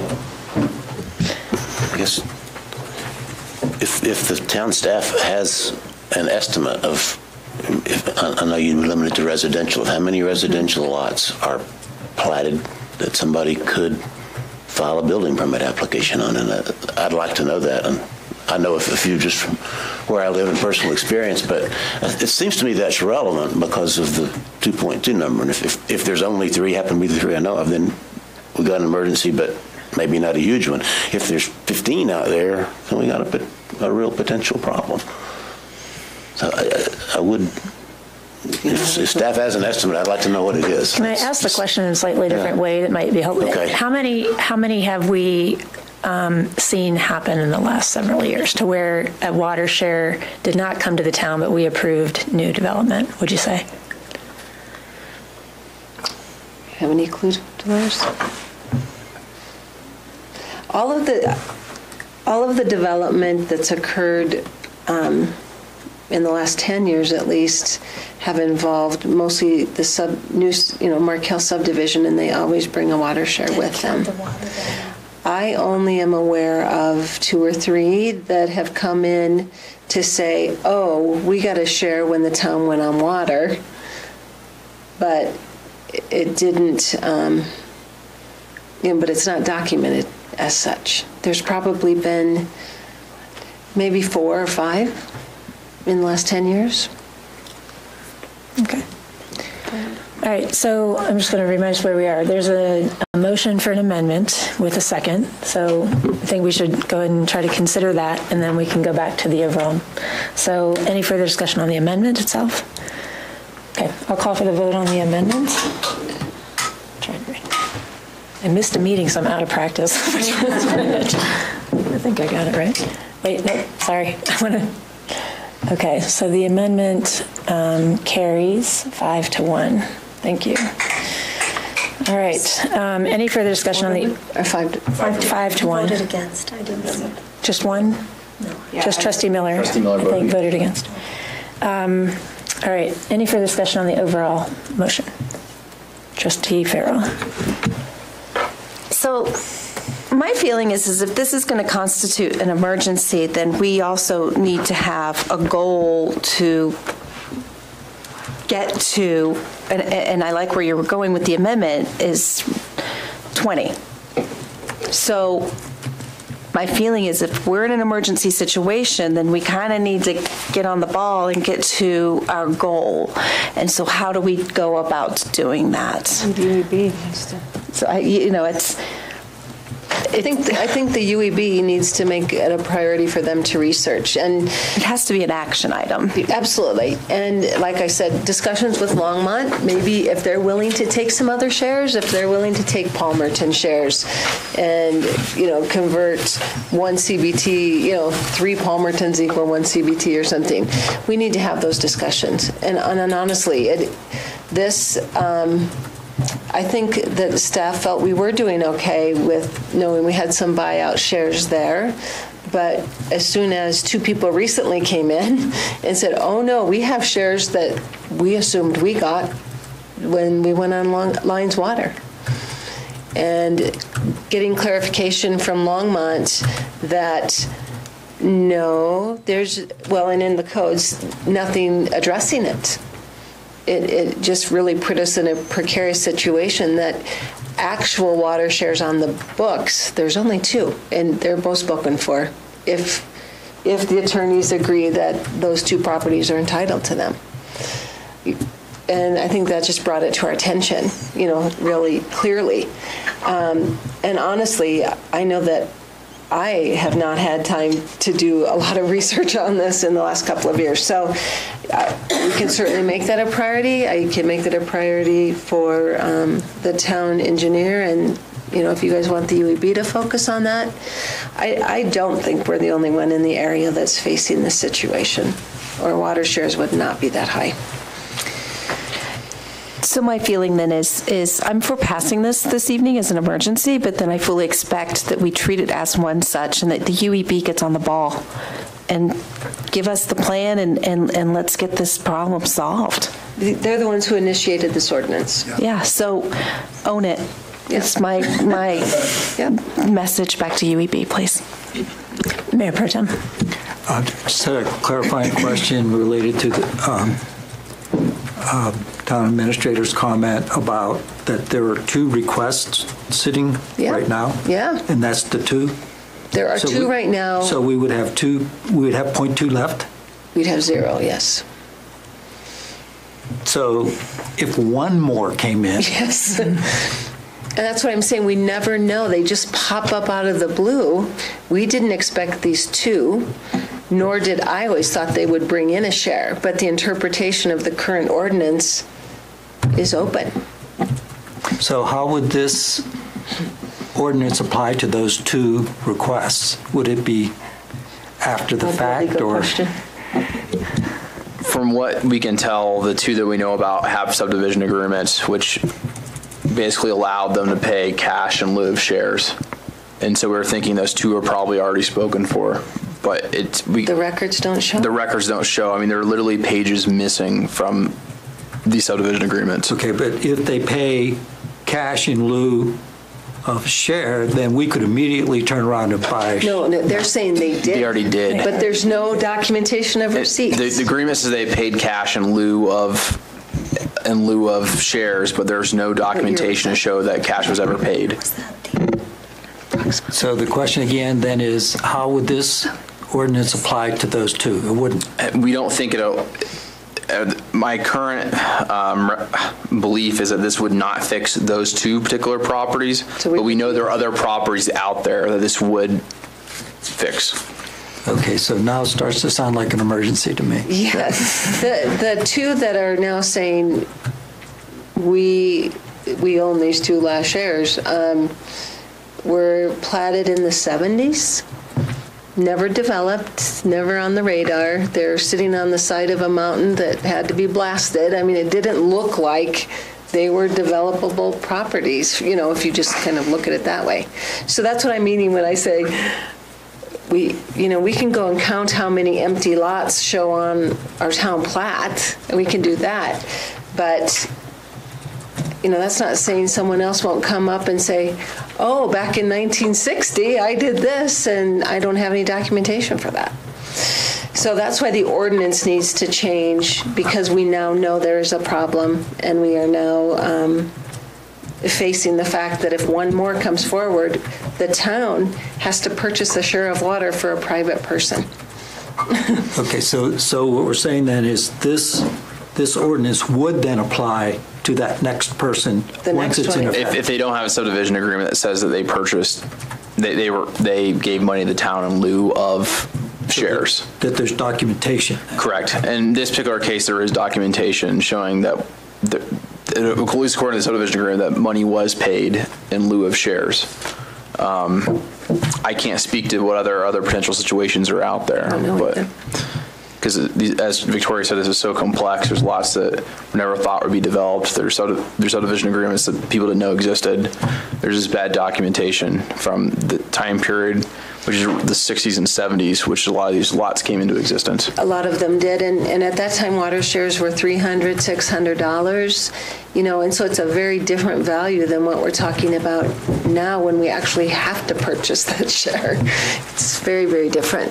But as you guys know, we come across things regularly that people either, they can communicate what was happening back there, but the clerk can't find it in the minutes or in the water and sewer book, and so then it's just really obsolete out there, and we need to clean up the ordinance so that we know what the expectation is moving forward. All the development since I've been here has pretty much been new subdivision development, not existing lots. And I would anticipate, and I think the board would love to see more redevelopment internally. So we need to address this now before it becomes an issue. All right. I think the only, I did want to point out, I think there's a typo in one of the whereases, and I don't think we need an amendment to fix it, but down where it says under the whereas the town is required to provide water right shares to, I think it's supposed to say is that supposed to say something else? To equivalent? To Longmont. To Longmont. I think Longmont's missing in that section. Okay. I'm sure that's clerical and you guys can fix that. So I think we should go ahead and vote on this ordinance. I think everyone's had a good chance to speak. I do think it sounds to me, though, if I'm understanding correctly, is that if someone did have evidence that they had paid or followed the ordinance as it had been written prior to this passing, it wouldn't change their situation. They would still have access. We just may be on the hook for water. Absolutely. But it will change the situation if someone is truly redeveloping a lot or subdividing a lot, say, they would need to get an extra share. It would just clarify when a share is required. Is that a correct description of this? I just want to make sure we all understand that a share was, that's not a problem at all. It's the situations where there's not. Right, okay. All right, I'm going to call for the vote on the ordinance. As an emergency, and it will fail because it did not pass 6-0. Would the board like to give direction to bring this back as first reading at our next meeting? Okay. See, nods. Okay, all right, thank you. All right, would the clerk please read the items on the consent agenda into the record, please? First reading, Ordinance 1052, an ordinance of the Town of Lyons, Colorado, approving a contract to buy and sell real estate for the sale of town property to Paul Tamburello and authorizing execution of all closing documents. Number 2, the February 2019 accounts payable. Number 3, the January 7th, 2019 Board of Trustees meeting minutes. Number 4, the January 22nd, 2019 Board of Trustee meeting minutes. Would anyone like to pull any items from consent? Excuse me. Yes, I would like to pull item 4, the January 22nd minutes. Okay. Any others? I just want to make a comment that at our next meeting for the first reading of Ordinance 1052, we're not going to workshop that, but we are going to have extensive presentation as part of the public hearing. So much of our meeting next week will be dedicated to that ordinance. So normally, I know we try to workshop those, but because we don't want to give the impression that we're replacing the public hearing with a workshop. So we'll try to keep the rest of the agenda light so that we can spend a good amount of time hearing how we arrived at these points and hearing making sure we have enough time to get our questions answered then. So just wanted to give you that update. If there's no further comments on that, I would ask for a motion to approve the remaining items on consent. I move to approve the remaining items on consent. Is there a second? I'll second. Okay, thank you. Not making me change the mics. Any further discussion? All right, I'll call for the vote. The consent agenda is approved 6-0. Thank you. We can go ahead and move on to general business item number 1. I'll turn it over to staff. So town staff is looking for direction from the board on how to move forward with a grant that we had with Colorado Parks and Wildlife. We feel like we were compliant with the scope of work that was outlined in the grant. However, Colorado Parks and Wildlife is not happy with the work that was completed and would like to see some of the fishing structures reworked. And that estimate for the rework has come in around $12,000. Also, Colorado Parks and Wildlife is stating that some items that have already been put in, construction that has already been completed, may not be eligible for reimbursement. Initially, it looked like we were looking at a minimum of $36,000, and it could be more. And right now, we don't know exactly how much they're going to deny and how much they're going to allow. So I think the question is, should we move forward with reworking these fishing structures and spend an additional $12,000 that may or may not be eligible through this grant? And the town, because the town may also be out other expenses already incurred to date if we're not reimbursed for all the work that's been completed there. Mayor Pro Tem? Yes, I have a question related to the other side of it, which would be what would be the benefits over 5 or 10 years, for example, to the town for having the fishing capabilities. Do we have a sense for that? I don't. I mean, I think that the town would like to work with Colorado Parks and Wildlife to keep a good relationship with them, because we may need funding for future projects, and so we want to ensure that we do keep a good working relationship with them. So that's why we're considering doing the additional $12,000 of work to satisfy what they need, and they're going to have somebody on site to oversee all the work to make sure that we're complying with their expectations, basically. I mean, I understand and appreciate that. But my question really is, I have heard previously that fishing is economically beneficial for the town. Do we have any sense for what the size of that benefit is? And I do not. I think that would... Some statistics on that previously. I'm sorry, I did not. I don't have that tonight. But it was fairly significant. Gosh, do you know that? No, I don't. Let me see if I can get my hands on that. Because, I mean, the reason is that, there are some good reasons that you just have explained, but I think there also may be an economic benefit that is similar to that, at least over a period of years. And it would be beneficial to understand that. Okay.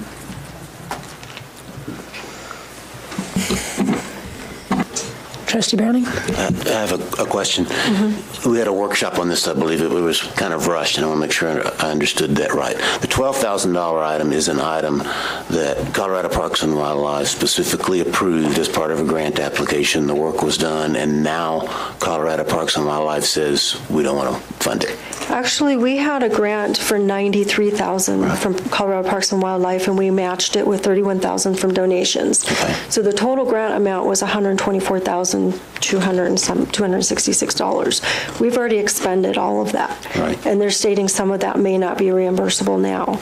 They have come out and met with the town several times and expressed what they would like to see done to remedy their concerns. So we took that scope of work and got an estimate, and that would cost an additional $12,000, which may or may not be eligible through the grant. So right now, the town, there's expenses for the construction that we're not sure. But the things that they would like remedies that the $12,000 would pay for are things that were approved initially by the Colorado Parks and Wildlife? It's a lot of it's adjustments to what was already approved, and then some additional new work. Okay. Trustee Farrell, and then Trustee Wall. So I would like to hear what the work is. What is it that they aren't approving other than a root ball? So essentially, there's J-hooks, which are boulders that are situated off the bank that come up and hook around, which promote fish habitat. They feel like the angle of those are not appropriate. They're supposed to be a certain amount of degrees off the bank. So we need to adjust those J-hooks to, I think it was between 20 and 30 degrees off the bank of the river. We place habitat boulders. They're just single boulders placed in the river. They would like those moved inward a little more than where they are, so we're going to move those over. They also asked us to dig out some sediment from one area to create more of a pooling area for the fish. And then also there's a double drop structure, which is one of the whitewater features. They feel like that drop was too large for the fish, so that we're going to remove a couple boulders. And then we also are adding one J-hook upstream from that. So all of those 1, 2, 3, 4, 5 adjustments, $12,000. And then is there any kind of an agreement that once that is done, I mean, it sounds to me like it's like $12,000, you all fix these things, but I'm not going to guarantee that I'm going to release the funds that I promised you in the beginning.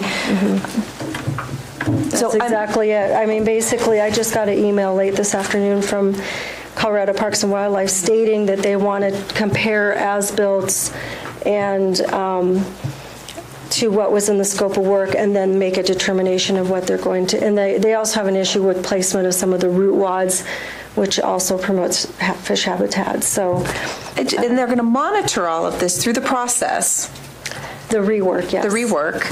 I'm having a problem here that they're asking for their cake and to eat it too. There's no guarantees then that we will go through this process. And I love the idea of the relationship. I love the idea of having our rivers be adaptable to this, but it doesn't sound like this is a partnership this at all. Yes. Okay, thank you. I just needed that clarification. Yeah, you mostly asked my question, but I had the impression from the workshop that if we spend the $12,000, our chances are better of recouping what they're not going to cover than if we don't spend the $12,000. Would you agree with that still at this point? Initially, we were told that the $12,000 would be reimbursable and that only one root wad structure would not be reimbursable, which is the $36,000. But now it's looking more like there could be other items that they see not eligible, which we could sit down with them prior and kind of get a better sense of what they're not going to reimburse. But regardless, the town is going to be out. So there's going to be a funding shortfall that will fall upon the town to cover with this whole project. And do you have well, you know that there's 36-ish thousand in jeopardy and possibly more, but you don't really know what that is yet because you haven't met with them. Mm-hmm. And has the, is this a place where they kayak, and has the kayak community spoken back about, well, if you shift this, then it's going to ruin our waterway? Have you heard any feedback from that community?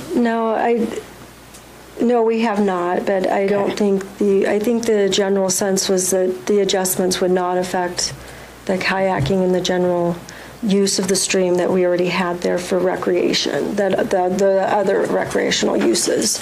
Okay. Because those structures are all already there. We're just kind of tweaking them a little bit. But maybe we should do a little more outreach, which we can do. Yeah, I will add to that, though, that is, I think, part of the problem. Is that the intention of this stretch was to be more fishing friendly and not as much a kayak course. And so I think that's where we're now running into their dissatisfaction with the design. Even though they approved the design at the time, they're now saying it's not as fish friendly as it was intended to be. Where will the money come from in the budget? That's a good question, to be honest. I think there's some funding within the parks budget that we could possibly cover the 12,000 portion, but if they don't reimburse for the other work that's already been completed, I'm not sure where we can find funding for that. I think it will have to be Conservation Trust or Parks Preserve. I guess if it goes above the 12, we'll do our best to absorb all of it if we can in Parks and Rec, but between those two, that's a lot. So it may, like at the end of this year, we were able to absorb all our little things last year, but that's why we're here, is we want you to be aware that if we do move forward, there may have to be some form of use of reserves or set-asides or conservation trust if they aren't satisfied with our improvements after trials. I guess my opinion is that this, Parks oversaw this process, and we all heard a lot of feedback that the Watershed Board was very, very upset about this design initially, and basically said at the time this was not, it wasn't going to accomplish the goal. So I think it's only right, actually, that it comes out of the Parks budget to fix it. So I think we need to do the work. I think we need to get this to where it needs to be. So I'm in favor of spending the $12,000, but it's a lesson learned. Is there any other further comment? I agree that I don't really think we really have much of a choice not to at least spend the $12,000, because you could see where that would head with Colorado Parks and Wildlife. If we didn't, we would have a bigger problem on our hands. So I think we're kind of stuck between a rock in a hard place or a rock in the bottom of the stream or something like that. So not having any better option. So I agree. I think we pretty much have to do this whether we want to or not.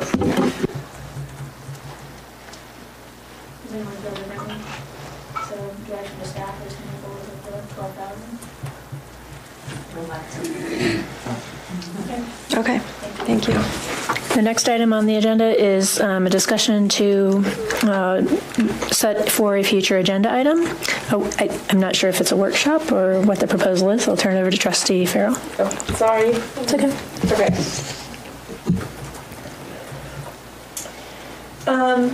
Microphone. Thank you. Yep.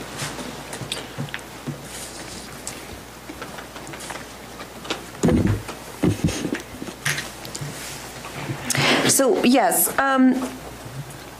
obviously tonight we've heard a lot about the Save Our South St. Vrain, And I originally, until this evening, kind of considered that the Martin Marietta issue that they have been talking about for the last couple of years now, I think. And tonight it sounds like they're adding CMEX into their concerns, and perhaps, but I do feel like that tonight actually just furthered my feeling that perhaps we should hear the other side of their thoughts. They are our neighbors. It's east of us. But I'm, in the bigger picture, I think what concerns me that I would like to get some more factual information on for consideration is the impact of traffic. Particularly in my mind, if we're talking about the Martin Marietta trucks, one thing that was brought up when the St. Vrain people came a few weeks ago, a truck coming out onto Highway 66 every 3 minutes. They're going east or they're going to be coming west. And knowing what our traffic congestion is at 36 and 66 in the summertime is significant. And if we're adding big, huge, massive trucks now, I can't even begin to fathom what that might cause from a congestion standpoint and the direct effect that that could have on the development of the Eastern Corridor right in front of the property. So I would really think it would be wise for us to hear what they have to say, whether we take action upon it or not. But I do feel that it has an impact that really concerns me quite a bit. So I would like to add an agenda where they are invited to come in and give us a presentation as well. Can you just clarify, would it be acceptable to do it as a workshop? I'm fine with that. I mean, so that we have a conversation for tonight, yeah. Which is the reason I say that. And I think that format is a little less restrictive if they are the presenter, then we have more opportunity to engage. That works for me. So I'll just say I don't have any objection to having a workshop. I guess I'm struggling a little bit just with what our role is in these issues, not that because we're not going to have a direct say in the permit. For CMEX, we don't have any real ability to influence the Martin Marietta thing that's tied up in the courts.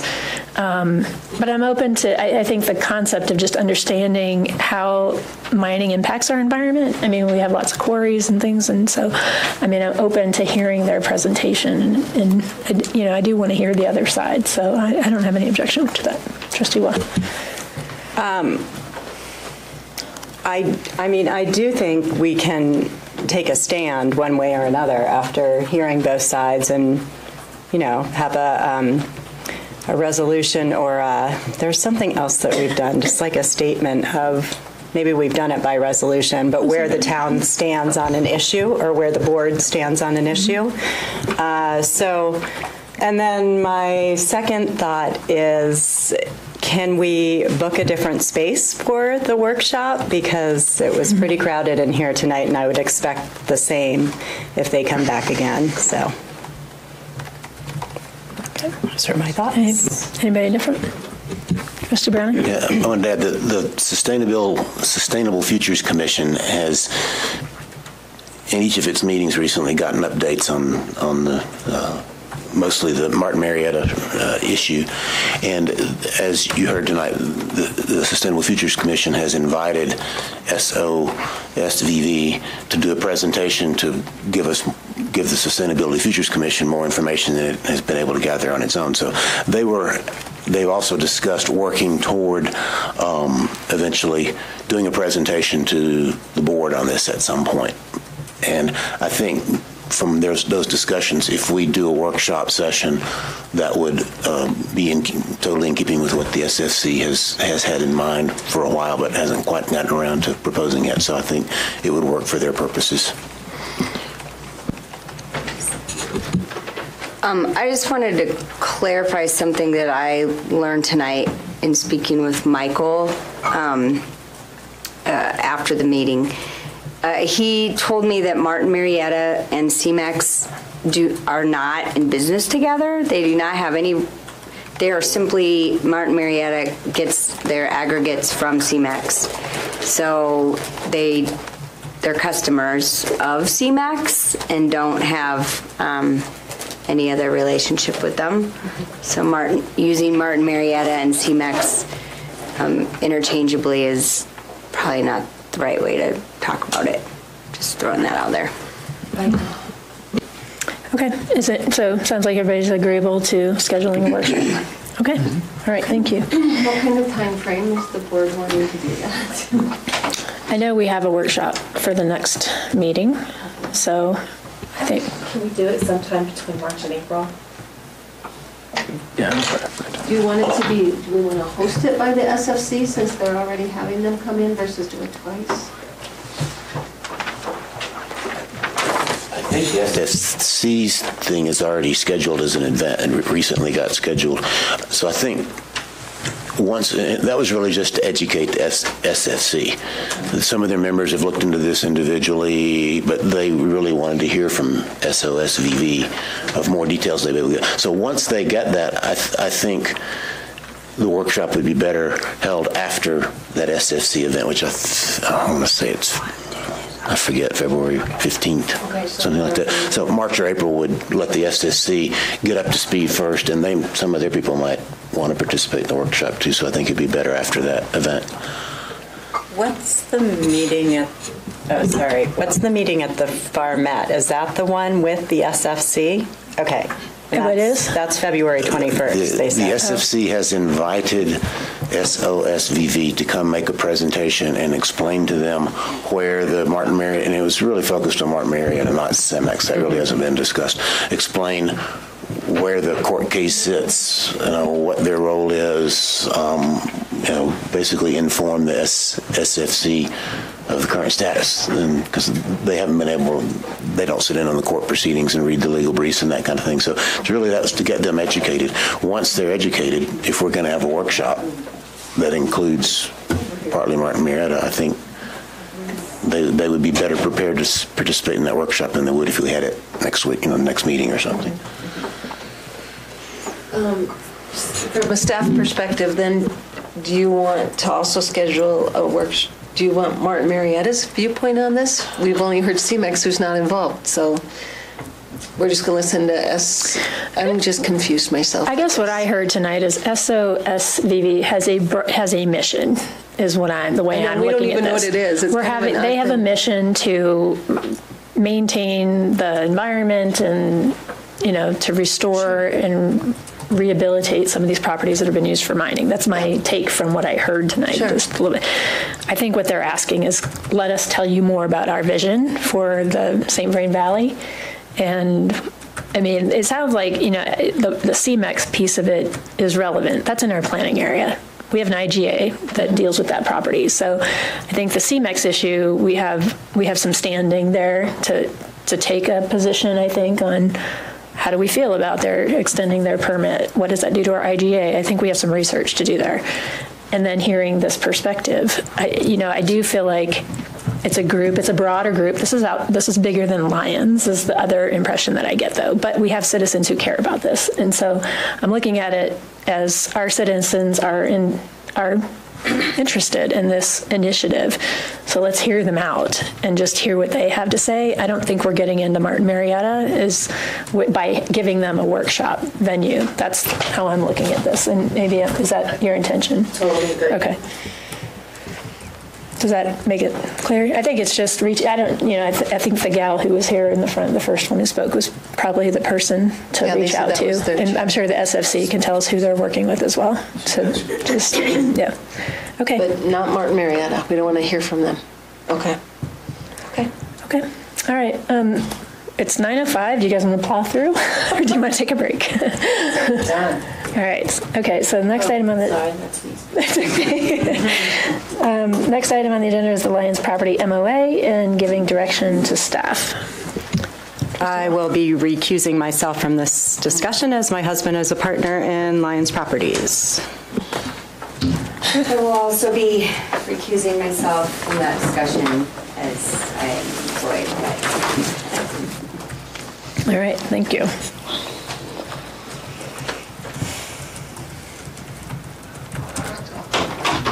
All right. So this item was asked to be placed on the agenda. And I think the issue has primarily been that we have a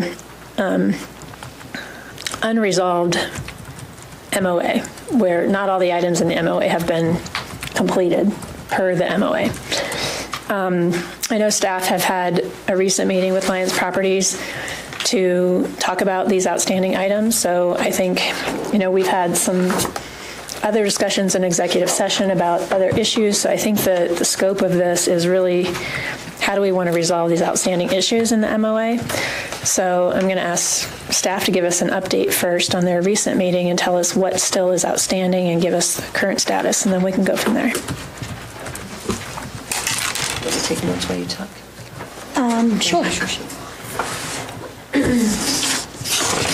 Previously, I'd emailed out a list of the outstanding items that have not yet been completed. Excuse me. With the MOU, certain documents that weren't signed, the water share not being dedicated, things like that.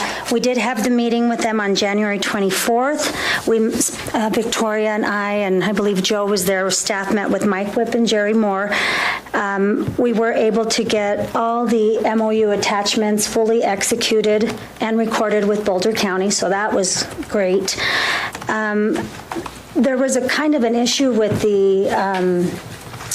they submitted a drainage plan, and in that plan it was kind of referenced, required that they should have the stormwater detention retention ponds.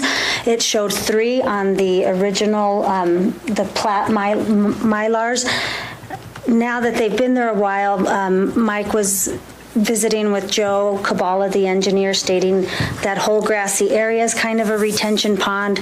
So I had sent Jim Blankenship's markups on the plat with the final PUD, gave them to Jerry Moore. He was going to have his consultants review that drainage again, since it's been a while and there's more grass established there and stuff, to see if the 3 that were recommended are still required or if they only need to do 2. Once that's determined, he's going to get me a final PUD, Mylar, and plat to get recorded. And their time frame, if they are required to do the 3 or the 2 detention retention ponds, he thought that would be a fall project because they didn't want to have to dig up the property now with the wedding season right around the corner. So that's being addressed. What else was it? Planning and legal fees. Previously, there's to the tune of the 2 different applications, because they'd applied once and then that was denied, they applied again.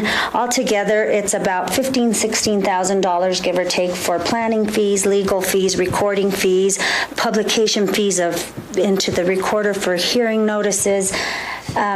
They were not happy with the invoice they received and had requested especially the attorney's bills, to be unredacted. And per our attorney's recommendation, we can't disclose that. And that was the previous attorney's stance too, because that violates confidentiality. So our statement is they've been provided an invoice. That's the invoice they get. So that's going to be... And just to clarify on that point, they have been given, my understanding, an invoice from the previous attorney's fees, which show all the work that's completed on their issues. What they are not getting is other attorney-client privilege information. Right. And they would like us to remove those redactions. Obviously, only the town and the previous attorney would be able to agree to that, and I don't know of any attorney that would probably allow that information to be seen. So. To be clear on that, they have asked you to remove redactions, basically to show what was there communicated between town attorneys and people on other issues not relating at all to Riverbend? Yes. That's what was Other town issues, the attorney clients, all sorts of information that is unrelated to their issue. The previous attorney used to invoice us by date. I remember. And so they would put whatever the item was and the amount of time spent on it for that day. So we took their attorney bills, we blacked out all of the other client information, left only theirs, and gave that to them. They did not like that. So then we re-invoiced with a clean copy with all the dates of service and the amounts, and they don't want that either. They want to see the redacted invoice to determine that there's nothing there that they're getting charged for that they shouldn't be. Okay. The source of the requirement that they pay the legal fees, publication costs, and so forth is what? Is it in the town code? Is it in an agreement they signed? There's an agreement they sign when they submit their application, and we take a deposit. Right. We take an application fee and a deposit, and typically we chew up at that deposit until they've expended the funds, and then we require them to pay more, and that just has not... We haven't been able to get to that point. That was really my question. I think there's even a sample form of that agreement that's included in as an appendix to the town. That's what they signed? Right. Yes, they signed that. Yeah. Okay. And I think just the last outstanding issue was the water share dedication. Lions Properties did at the January 24th meeting request maybe a workshop with the entire board to present their case again on the taps and the shares issues, but so that's where we're at on that too. Mike said we'd love to present to the entire board, so that would be something for you to decide as well. Would you like to cover what our options are in terms of remedies for these outstanding items? Yeah, there's really only two options. I mean, if you look towards the enforcement provisions of this agreement, I mean, this is an agreement under Colorado law, which is enforceable upon either party. Without going into any sort of detail, the town could enforce contractual rights in Boulder County Court against Lions Properties. The other option is where there's independent code obligation to perform something, such as the zoning, which is not done yet. Town code enforcement could could enforce that provision because there's independent code obligation. I think those are, using the code to enforce some obligations and using the MOA to enforce other obligations. But I will say there are some obligations, such as the water share, which really have no code enforcement provision that back it up. I mean, it's really only the MOA, which can be enforced to make them give that water share. Okay. Anything else from staff? No. I didn't understand the rest of the advice.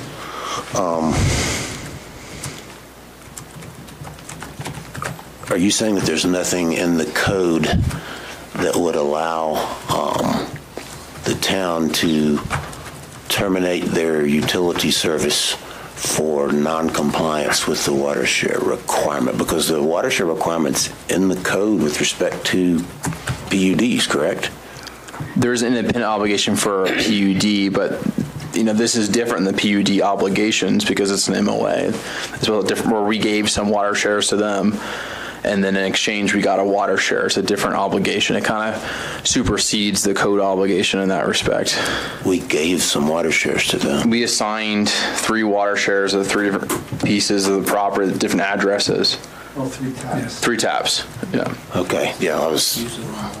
Right. Yeah. Wait. Sorry, it's just so many water share discussions at this point. Okay. So taps, water shares. That's all.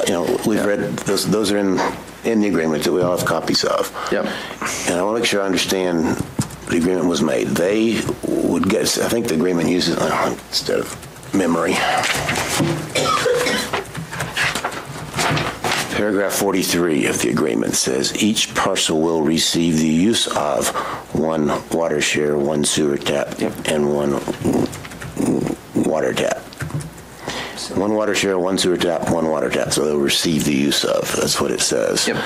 And then So, and there's 3 parcels, 501 Main, 503 Main, 517 Main. So 3 water taps, but then paragraph 45 says they agree to dedicate to the town 1 additional water share. Correct. So the essence of the deal was they get the use of 3 water taps, but they have to put up 1 water share. Mm-hmm. Correct. Okay. With a caveat that their 1 water tap was larger than a 3/4 inch. Yeah, and that was... So that's where the extra share rationale came from, because they got a 1-inch tap that's equal to 2 water shares. 2 3/4 inch. Yeah. Equal to 1 share. Yeah, 2 shares. So the normal formula, if they had 1 1-inch water tap and 2 3/4 inch water taps, is they would have had to put up 4 water shares. Correct. But under this agreement, they only need to put up 1 water share. Okay. Okay. I also want to confirm, because we've looked at this issue a number of times, executive session in context of utility rates, that type of thing. There was no town water service to this property until 2017. Is that right? That's correct. Yes. And there was not even a water main that if a prior owner had requested, there was no main to tap into. Right. Unless they went under the highway. They'd have to go under the highway and on the plant egress. Okay. Does the town have any record of a request for water taps on this property for anyone prior to the flood? Let's just put it that way. A record. Not that we've been able to find. Okay. All right. In the course of the utility rate dispute that we ultimately resolved with a hearing, we got documents from the staff that said it was the main one I remember, and I have a copy of it, is 2006. The town did an audit of the outstanding water shares, outstanding water taps, correct? Right, and yeah. Okay. And that's our normal water audit that we do at the end of the water year with City of Longmont to go through and make sure any new building permits, we keep track of those to make sure a share's been dedicated. So that audit wasn't something that was kind of dreamed up or brought up to make sure they had shares. It was our annual water audit to the City of Longmont per our agreement that we've been doing for 13 since we hooked up with it. Was the one in 2006 that discovered that they caught. There was an erroneous entry of sewer taps that had been purchased as water taps. Right. Do we have any documents? Do we still have the document that erroneous entry was made on? Yes, well, we have the documentation showing the purchase of the sewer taps and sanitation minutes and the documentation of the sewer taps in the tap book. Okay. And I think maybe that's where the disconnect was. I think they said the water tap book. That tap book will and it's really old, but it keeps track of water and sewer. And I think when, they were counting and going through doing an audit to try to kind of make the list, they assumed incorrectly that he had water taps, and he did not, because as they were actively improving that Riverbend Trailer Park back in the 70s, the board was very good at documenting, because he was making big improvements, bringing in bigger electric, bringing in sewer. They documented everything, and there was just no documentation. He asked several times about water taps, but nothing that we can ever tie to that. So I want to stop here, though, because we've already made a decision on this. Right. The board has already decided that we weren't going to pursue this any further. So I think what we're here to do is, I think our options tonight are, one, we can choose to enforce this agreement as it's written. And I think we need to keep in mind that there were negotiations on both sides when we signed this. They got things out of this, and we got things out of this. We needed this agreement. We gave them some things. We got some things. We got some easements. We got the right to use, access to the park and build the park that we wanted to build. They got some things out of it too. So, I mean, where we're at is, like it or not, this is an agreement we all signed. So our choices are to renegotiate this agreement if we don't want to enforce it, or give staff direction to enforce it. And then how vigorously and aggressively do you want to enforce it? I mean, our only option, if I'm hearing the attorney correctly, is to sue them for breach of contract, essentially, to force them to pay this. For the majority of the obligations. For the water share, breach of contract, which is the most material component. And I don't want to go into details on the strategy of that, right. but I mean, and in basic we're not going to go into that. But the decision is does this board want to pursue that route to try to resolve this? I think the only other thing we're saying, if we don't, is we can let staff continue to work with them and let them know that our decision has already been communicated, that we don't want to negotiate, and that we're not going to talk about whether or not there were additional taps, that we haven't found any evidence to support that, and therefore they can take whatever action they need to take to try to convince us otherwise. That decision, this board, this same board has already given direction on that front. So I think we have to stay with, we can't keep rehashing this and saying, we're just listening to the same arguments and we're not really getting anywhere. So I think we have to decide how we want to go forward. If you're open to renegotiating the MOA, that's an option. And that's a very different approach than what I think the frustration has been, is that we haven't been able to wrap this up. And so how do we want to direct staff to try to do that? So I just want to keep us on course here, because we could spend all night talking about the documentation and all these things. And this is not, I mean, we have had many discussions. Staff have put hours and hours into this to try to resolve this and to do a thorough investigation. I actually think the staff have really tried to make sure they got this right. So I feel confident in staff's investigation on this. I'm not saying that maybe things weren't done perfectly in the past. I wish the records were better. I think we all do. Right. But we can't fix those things. So I think let's figure out what do we want to do with this agreement at this point, and give direction accordingly. Trustee Browning. Yeah, I see no point in after 3+ years of having staff continue ample opportunities. That's not going to resolve this. It's up to the board to enforce this. I'm somewhat disappointed that we can't just consider turning the utilities off, but if council tells us that's not an option, then that's not an option. With respect to suing for damages, there's no attorney fee provision in the agreement that I see. Is that correct? There is not. So the chances of us recovering attorney's fees, if we sue, even if we're successful, are what? Probably not high. But you have to look at I don't want to get into legal strategy, but there's ways to mitigate this, and to put it bluntly. So if you want to discuss this, that particular consideration, I would recommend going to executive session. So in terms of monetary damages, we've got the water share of that, but that's not really, I guess, collecting damages, and that would be. I think you can get damages in lieu of specific performance. I guess. And our damages at this point be whatever water share costs. $40-some thousand. Yeah. And then we'd also have the approximately $15,000 based on, really it's a related but a separate agreement. Also, the agreement they signed. So that's okay. $55,000. Anything else monetarily that we would seek in a suit that the staff's aware of, besides those two items? Would we try to tell them we want to build the stormwater quality ponds? Well, that's part of the MOU. Yeah. Or MOA. Well, it was part of the PUD. Yeah, I mean, we have to go on.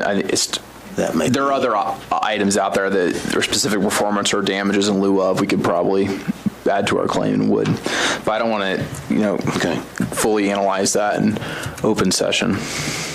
Do we have to give them any period of notice before filing suit? Anything that's required? Nothing legally, I would think. We could discuss strategy, I guess, in executive session. Right. But I can't think of any legal obligation. There's no legal obligation. I mean, typically in a contract, there's a provision saying that, before you declare default, you have to give 30 days notice. There's no such provision in this MOA. Okay. So we're really at the point where we need to decide whether we file suit or not.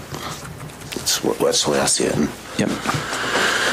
Based on what I know, and there are some things on this that I don't know, there have been a lot of staff discussions, but I, as a board member, have not been privy to those. I've gotten summaries. I've gotten secondhand information about what Lions Properties positions are, but there's some information I don't know here. I don't know everything staff discussed. But based on what I know, I'm in favor of proceeding with an enforcement suit.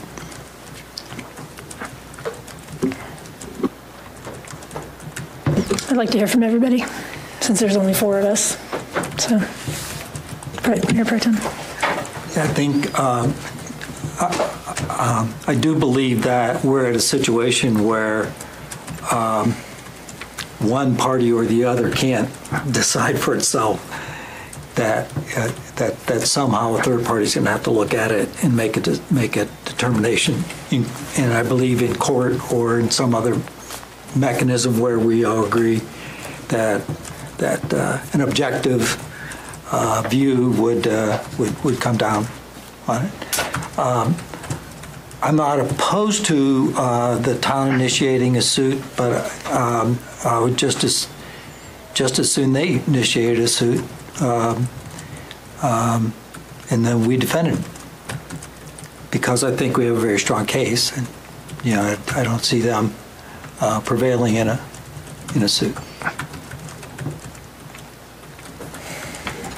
Trustee Farrell? I'm curious. I definitely believe that there's a problem and that there should be a certain amount of enforcement on this. My concern, though, is going straight to lawsuit. It's kind of exhausting. So what would a renegotiation of a contract look like? I feel I can't even imagine it. So, but I feel like if it's not if we don't even have that as a discussion, I think then we haven't covered all of our bases yet. So I kind of want to.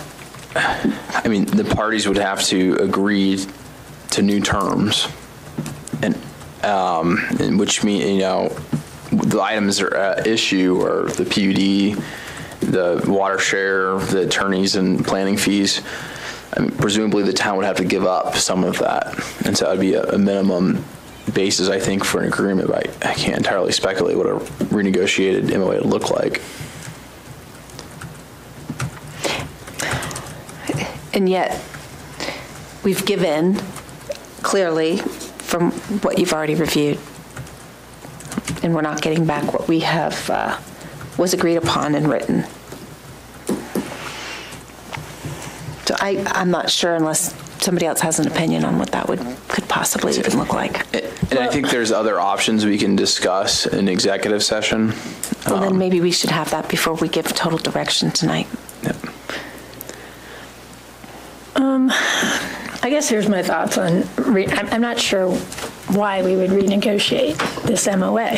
I mean, I think they got a lot from this MOA. I mean, I think they got a really good deal. They got water shares. They got, we basically, what we agreed with this MOA is we agreed to wipe the slate clean on the property. It obviously was severely damaged. It was changing use, changing zones. It was just a complete redo of the use, how, taps were assigned. None of it, to my recollection, I don't recall them claiming they ever had water taps. I mean, it was acknowledged that there was no water to the property when we negotiated this. And so I feel like right now, I think they're wrong to not fulfill this agreement. To me, that's clear. We made a deal. They haven't lived up to their end of the deal.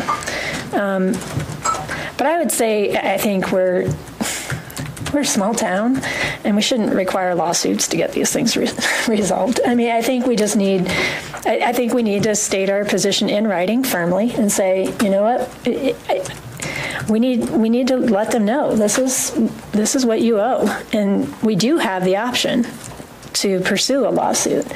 But I think, they've certainly come up with reasons and excuses as to why they shouldn't have or why they haven't paid.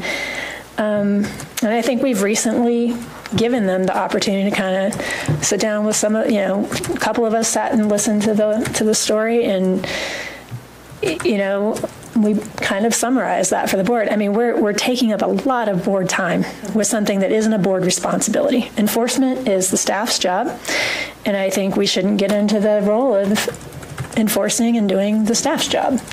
Not to say this is a challenging situation and I think I actually like that the staff, when someone comes in and says, I think I have reasons that you need to consider giving me time to resolve this, or I have a concern, they go above and beyond to try to help resolve it. And they have done that in this case in an effort to work like a small town works.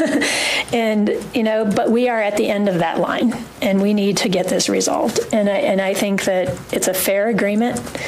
I'm not really interested in the option of renegotiating it. I mean, I think I don't know why we would do that, I guess, at this point. So I guess my preference would be is that we just direct staff that they need to sit down with them and be very clear about our position, and that we are, we're not negotiating. I agree with the mayor pro tem. If they want to file a lawsuit and challenge the decision that was made, and I don't even know what grounds how that would work. This MOA resets all of that. It starts over with the property. And so even if they had evidence of that, I'm not sure how it would change the fact that they're obligated to this MOA. So I don't see what there is to talk about here. That's just, I guess, where I'm at. Trustee Browning?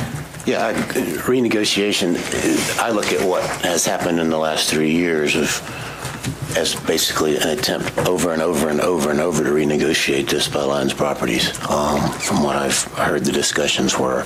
So that's exactly, I think, what they would like to do. But if we set that precedent that you enter into a contract with the town of Lions that's presented, that's approved by resolution of the Board of Trustees, as this one was, and you don't fulfill your part of the contract, if the result of that is you get to renegotiate, we're opening ourselves up to every contract we sign, and somebody just saying, oh, the town's not going to really enforce this. I'll just string them out for as long as I can and then see if they'll renegotiate. So I don't see that as an option. But I really don't know what staff can do to force them to put up a water share. They sign an agreement, and staff can't issue an injunction. Maybe we need to set a deadline that if they have not put up a water share by X date, and it should be fairly short, given that they've gone more than 3 years, and we direct the town attorney to file a lawsuit to enforce the agreement. I think we have to give staff something to work with other than just trying to verbally persuade these people to fulfill their contract. The staff's been trying to do that for 3 years, more than 3 years, and they haven't. So I think we got to give staff something to work with. Is there a motion? Trustee Farrell, you can go and speak, and then I think we need to figure out where we're going. Yeah, I actually was going to say let's set a deadline. So I would like to make a motion that we advise staff to have one more discussion with Lions Properties, and that we put a deadline of 60 days for them to come in compliance to the MOA, or we take further legal actions. Can I request an executive session to discuss the nature of how that might work? Absolutely. Are you suggesting that for tonight? You could either do it next meeting, or we could do it tonight. I don't think it should take too long. Do you think Trustee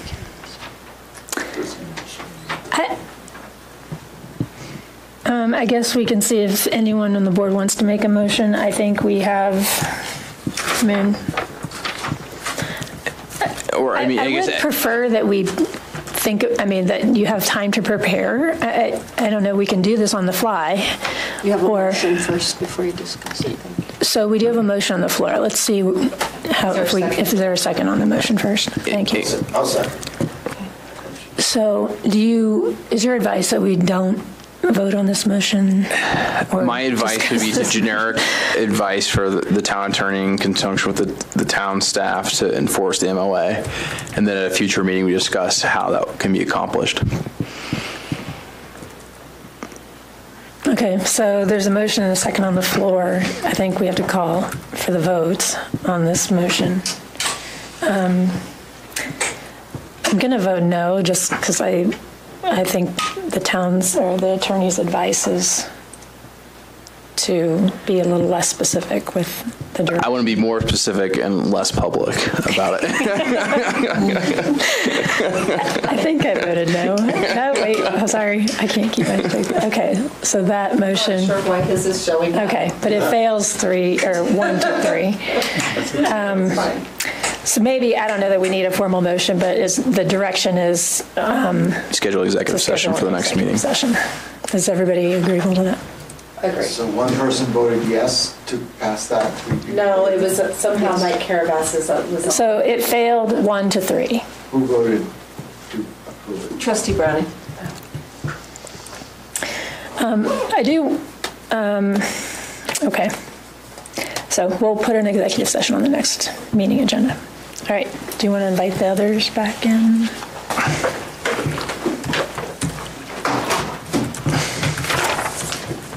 We had one item removed from consent. Trustee Browning. I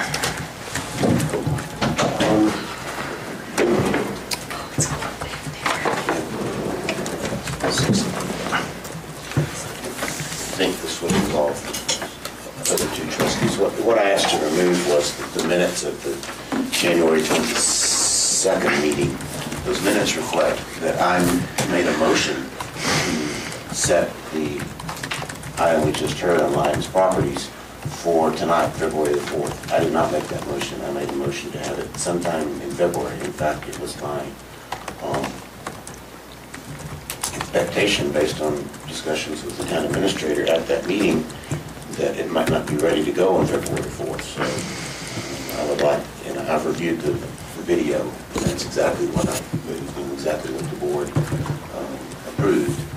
And so I would like to make the correction in minutes that my motion was to set it sometime in February, because I really would prefer that it be heard at a later date.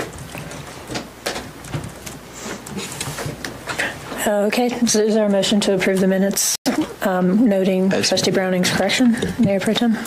Just one other note, it's just a errata correction. I think it's lines 158 and 168 have Mayor Sullivan opening and closing the public hearing. I'm good, I'm not that good. Okay, thank you. Anything further? Otherwise, if there's a motion to approve those minutes? I'll move to approve the minutes. A second? I'll second. All right, thanks. Any further discussion? To approve the minutes as corrected? Yes. That's correct. I don't know why I can't. Which way is right? Yes, no. Right. Yes. I just can't get it today. I don't know why. I'm brain dead. Okay, passes 6-0. I need another. Now you got me dependent on this, and I'm looking for the on-off. Okay. Trustee reports. Any volunteers to go first? Who's ready? Trustee Browning? The SSC has not met since our last meeting, so nothing to report there. I will report that a subcommittee of the SFC that is looking at the potential single hauler waste issue is still active and is going to meet, I think, sometime later this week.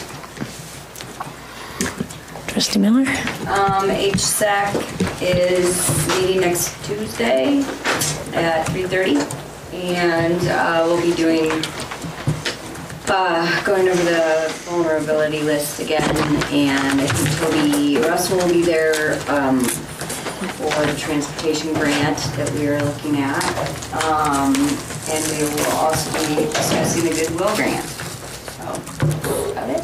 Okay. The PCDC was supposed to present tonight, but hopefully they'll be at the next meeting, or at a reasonable time. And I just want to say I have several candidates for PCDC that I'm going to be interviewing, so. Very good. Might have some new people. I hope one's a female. One is.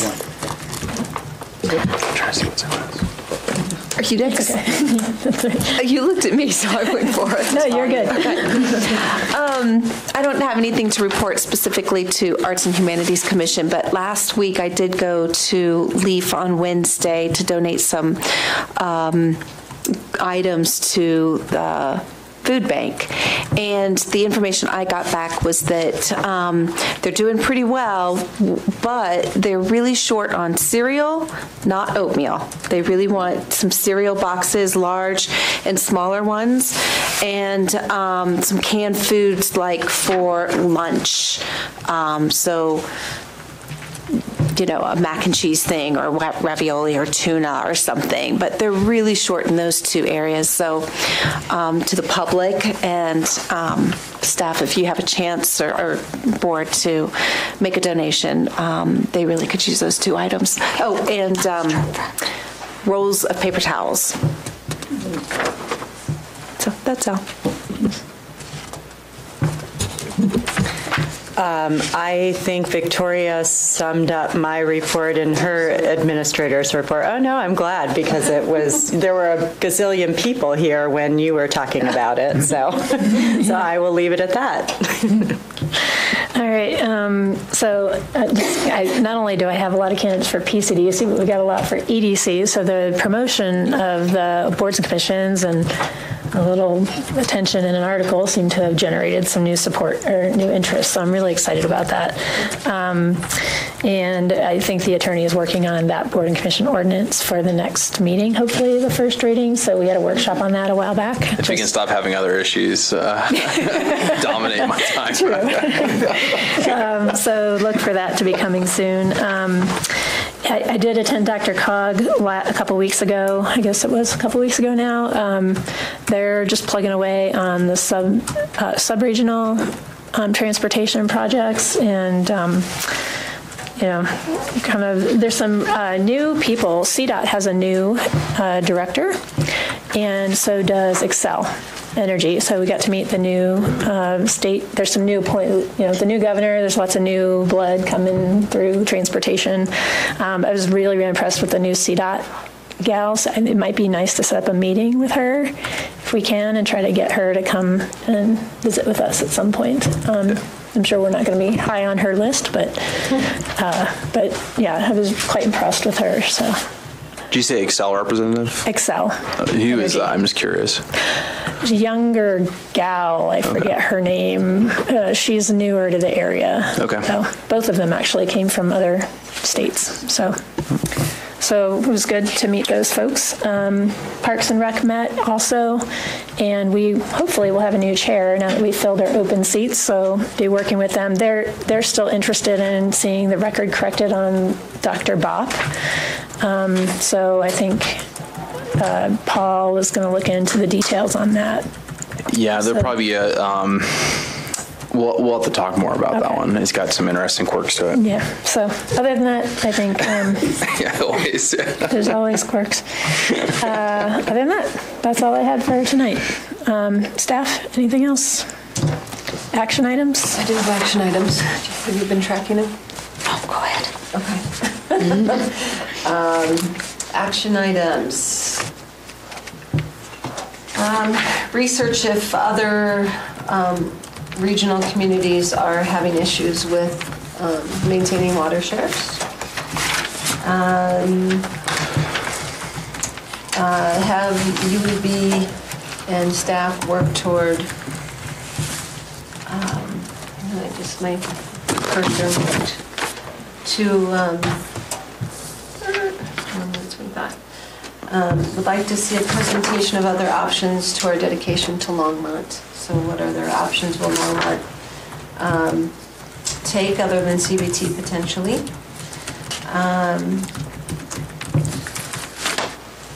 Emergency or just water plan. Economic benefits of fishing to Lions, just for an FYI, see if we can update that information. Schedule a workshop in March or April with the BOT and Save Our St. Vrain at another venue other than Town Hall.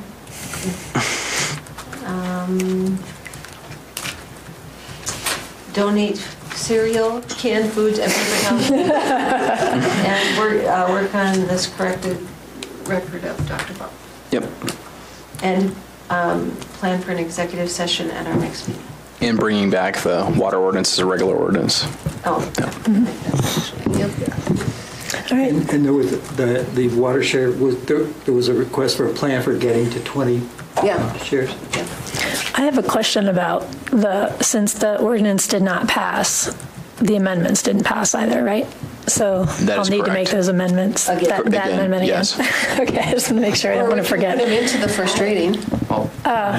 Since the board approved, would that be acceptable? Let them go ahead and make that change for the first reading? Okay, we can do that.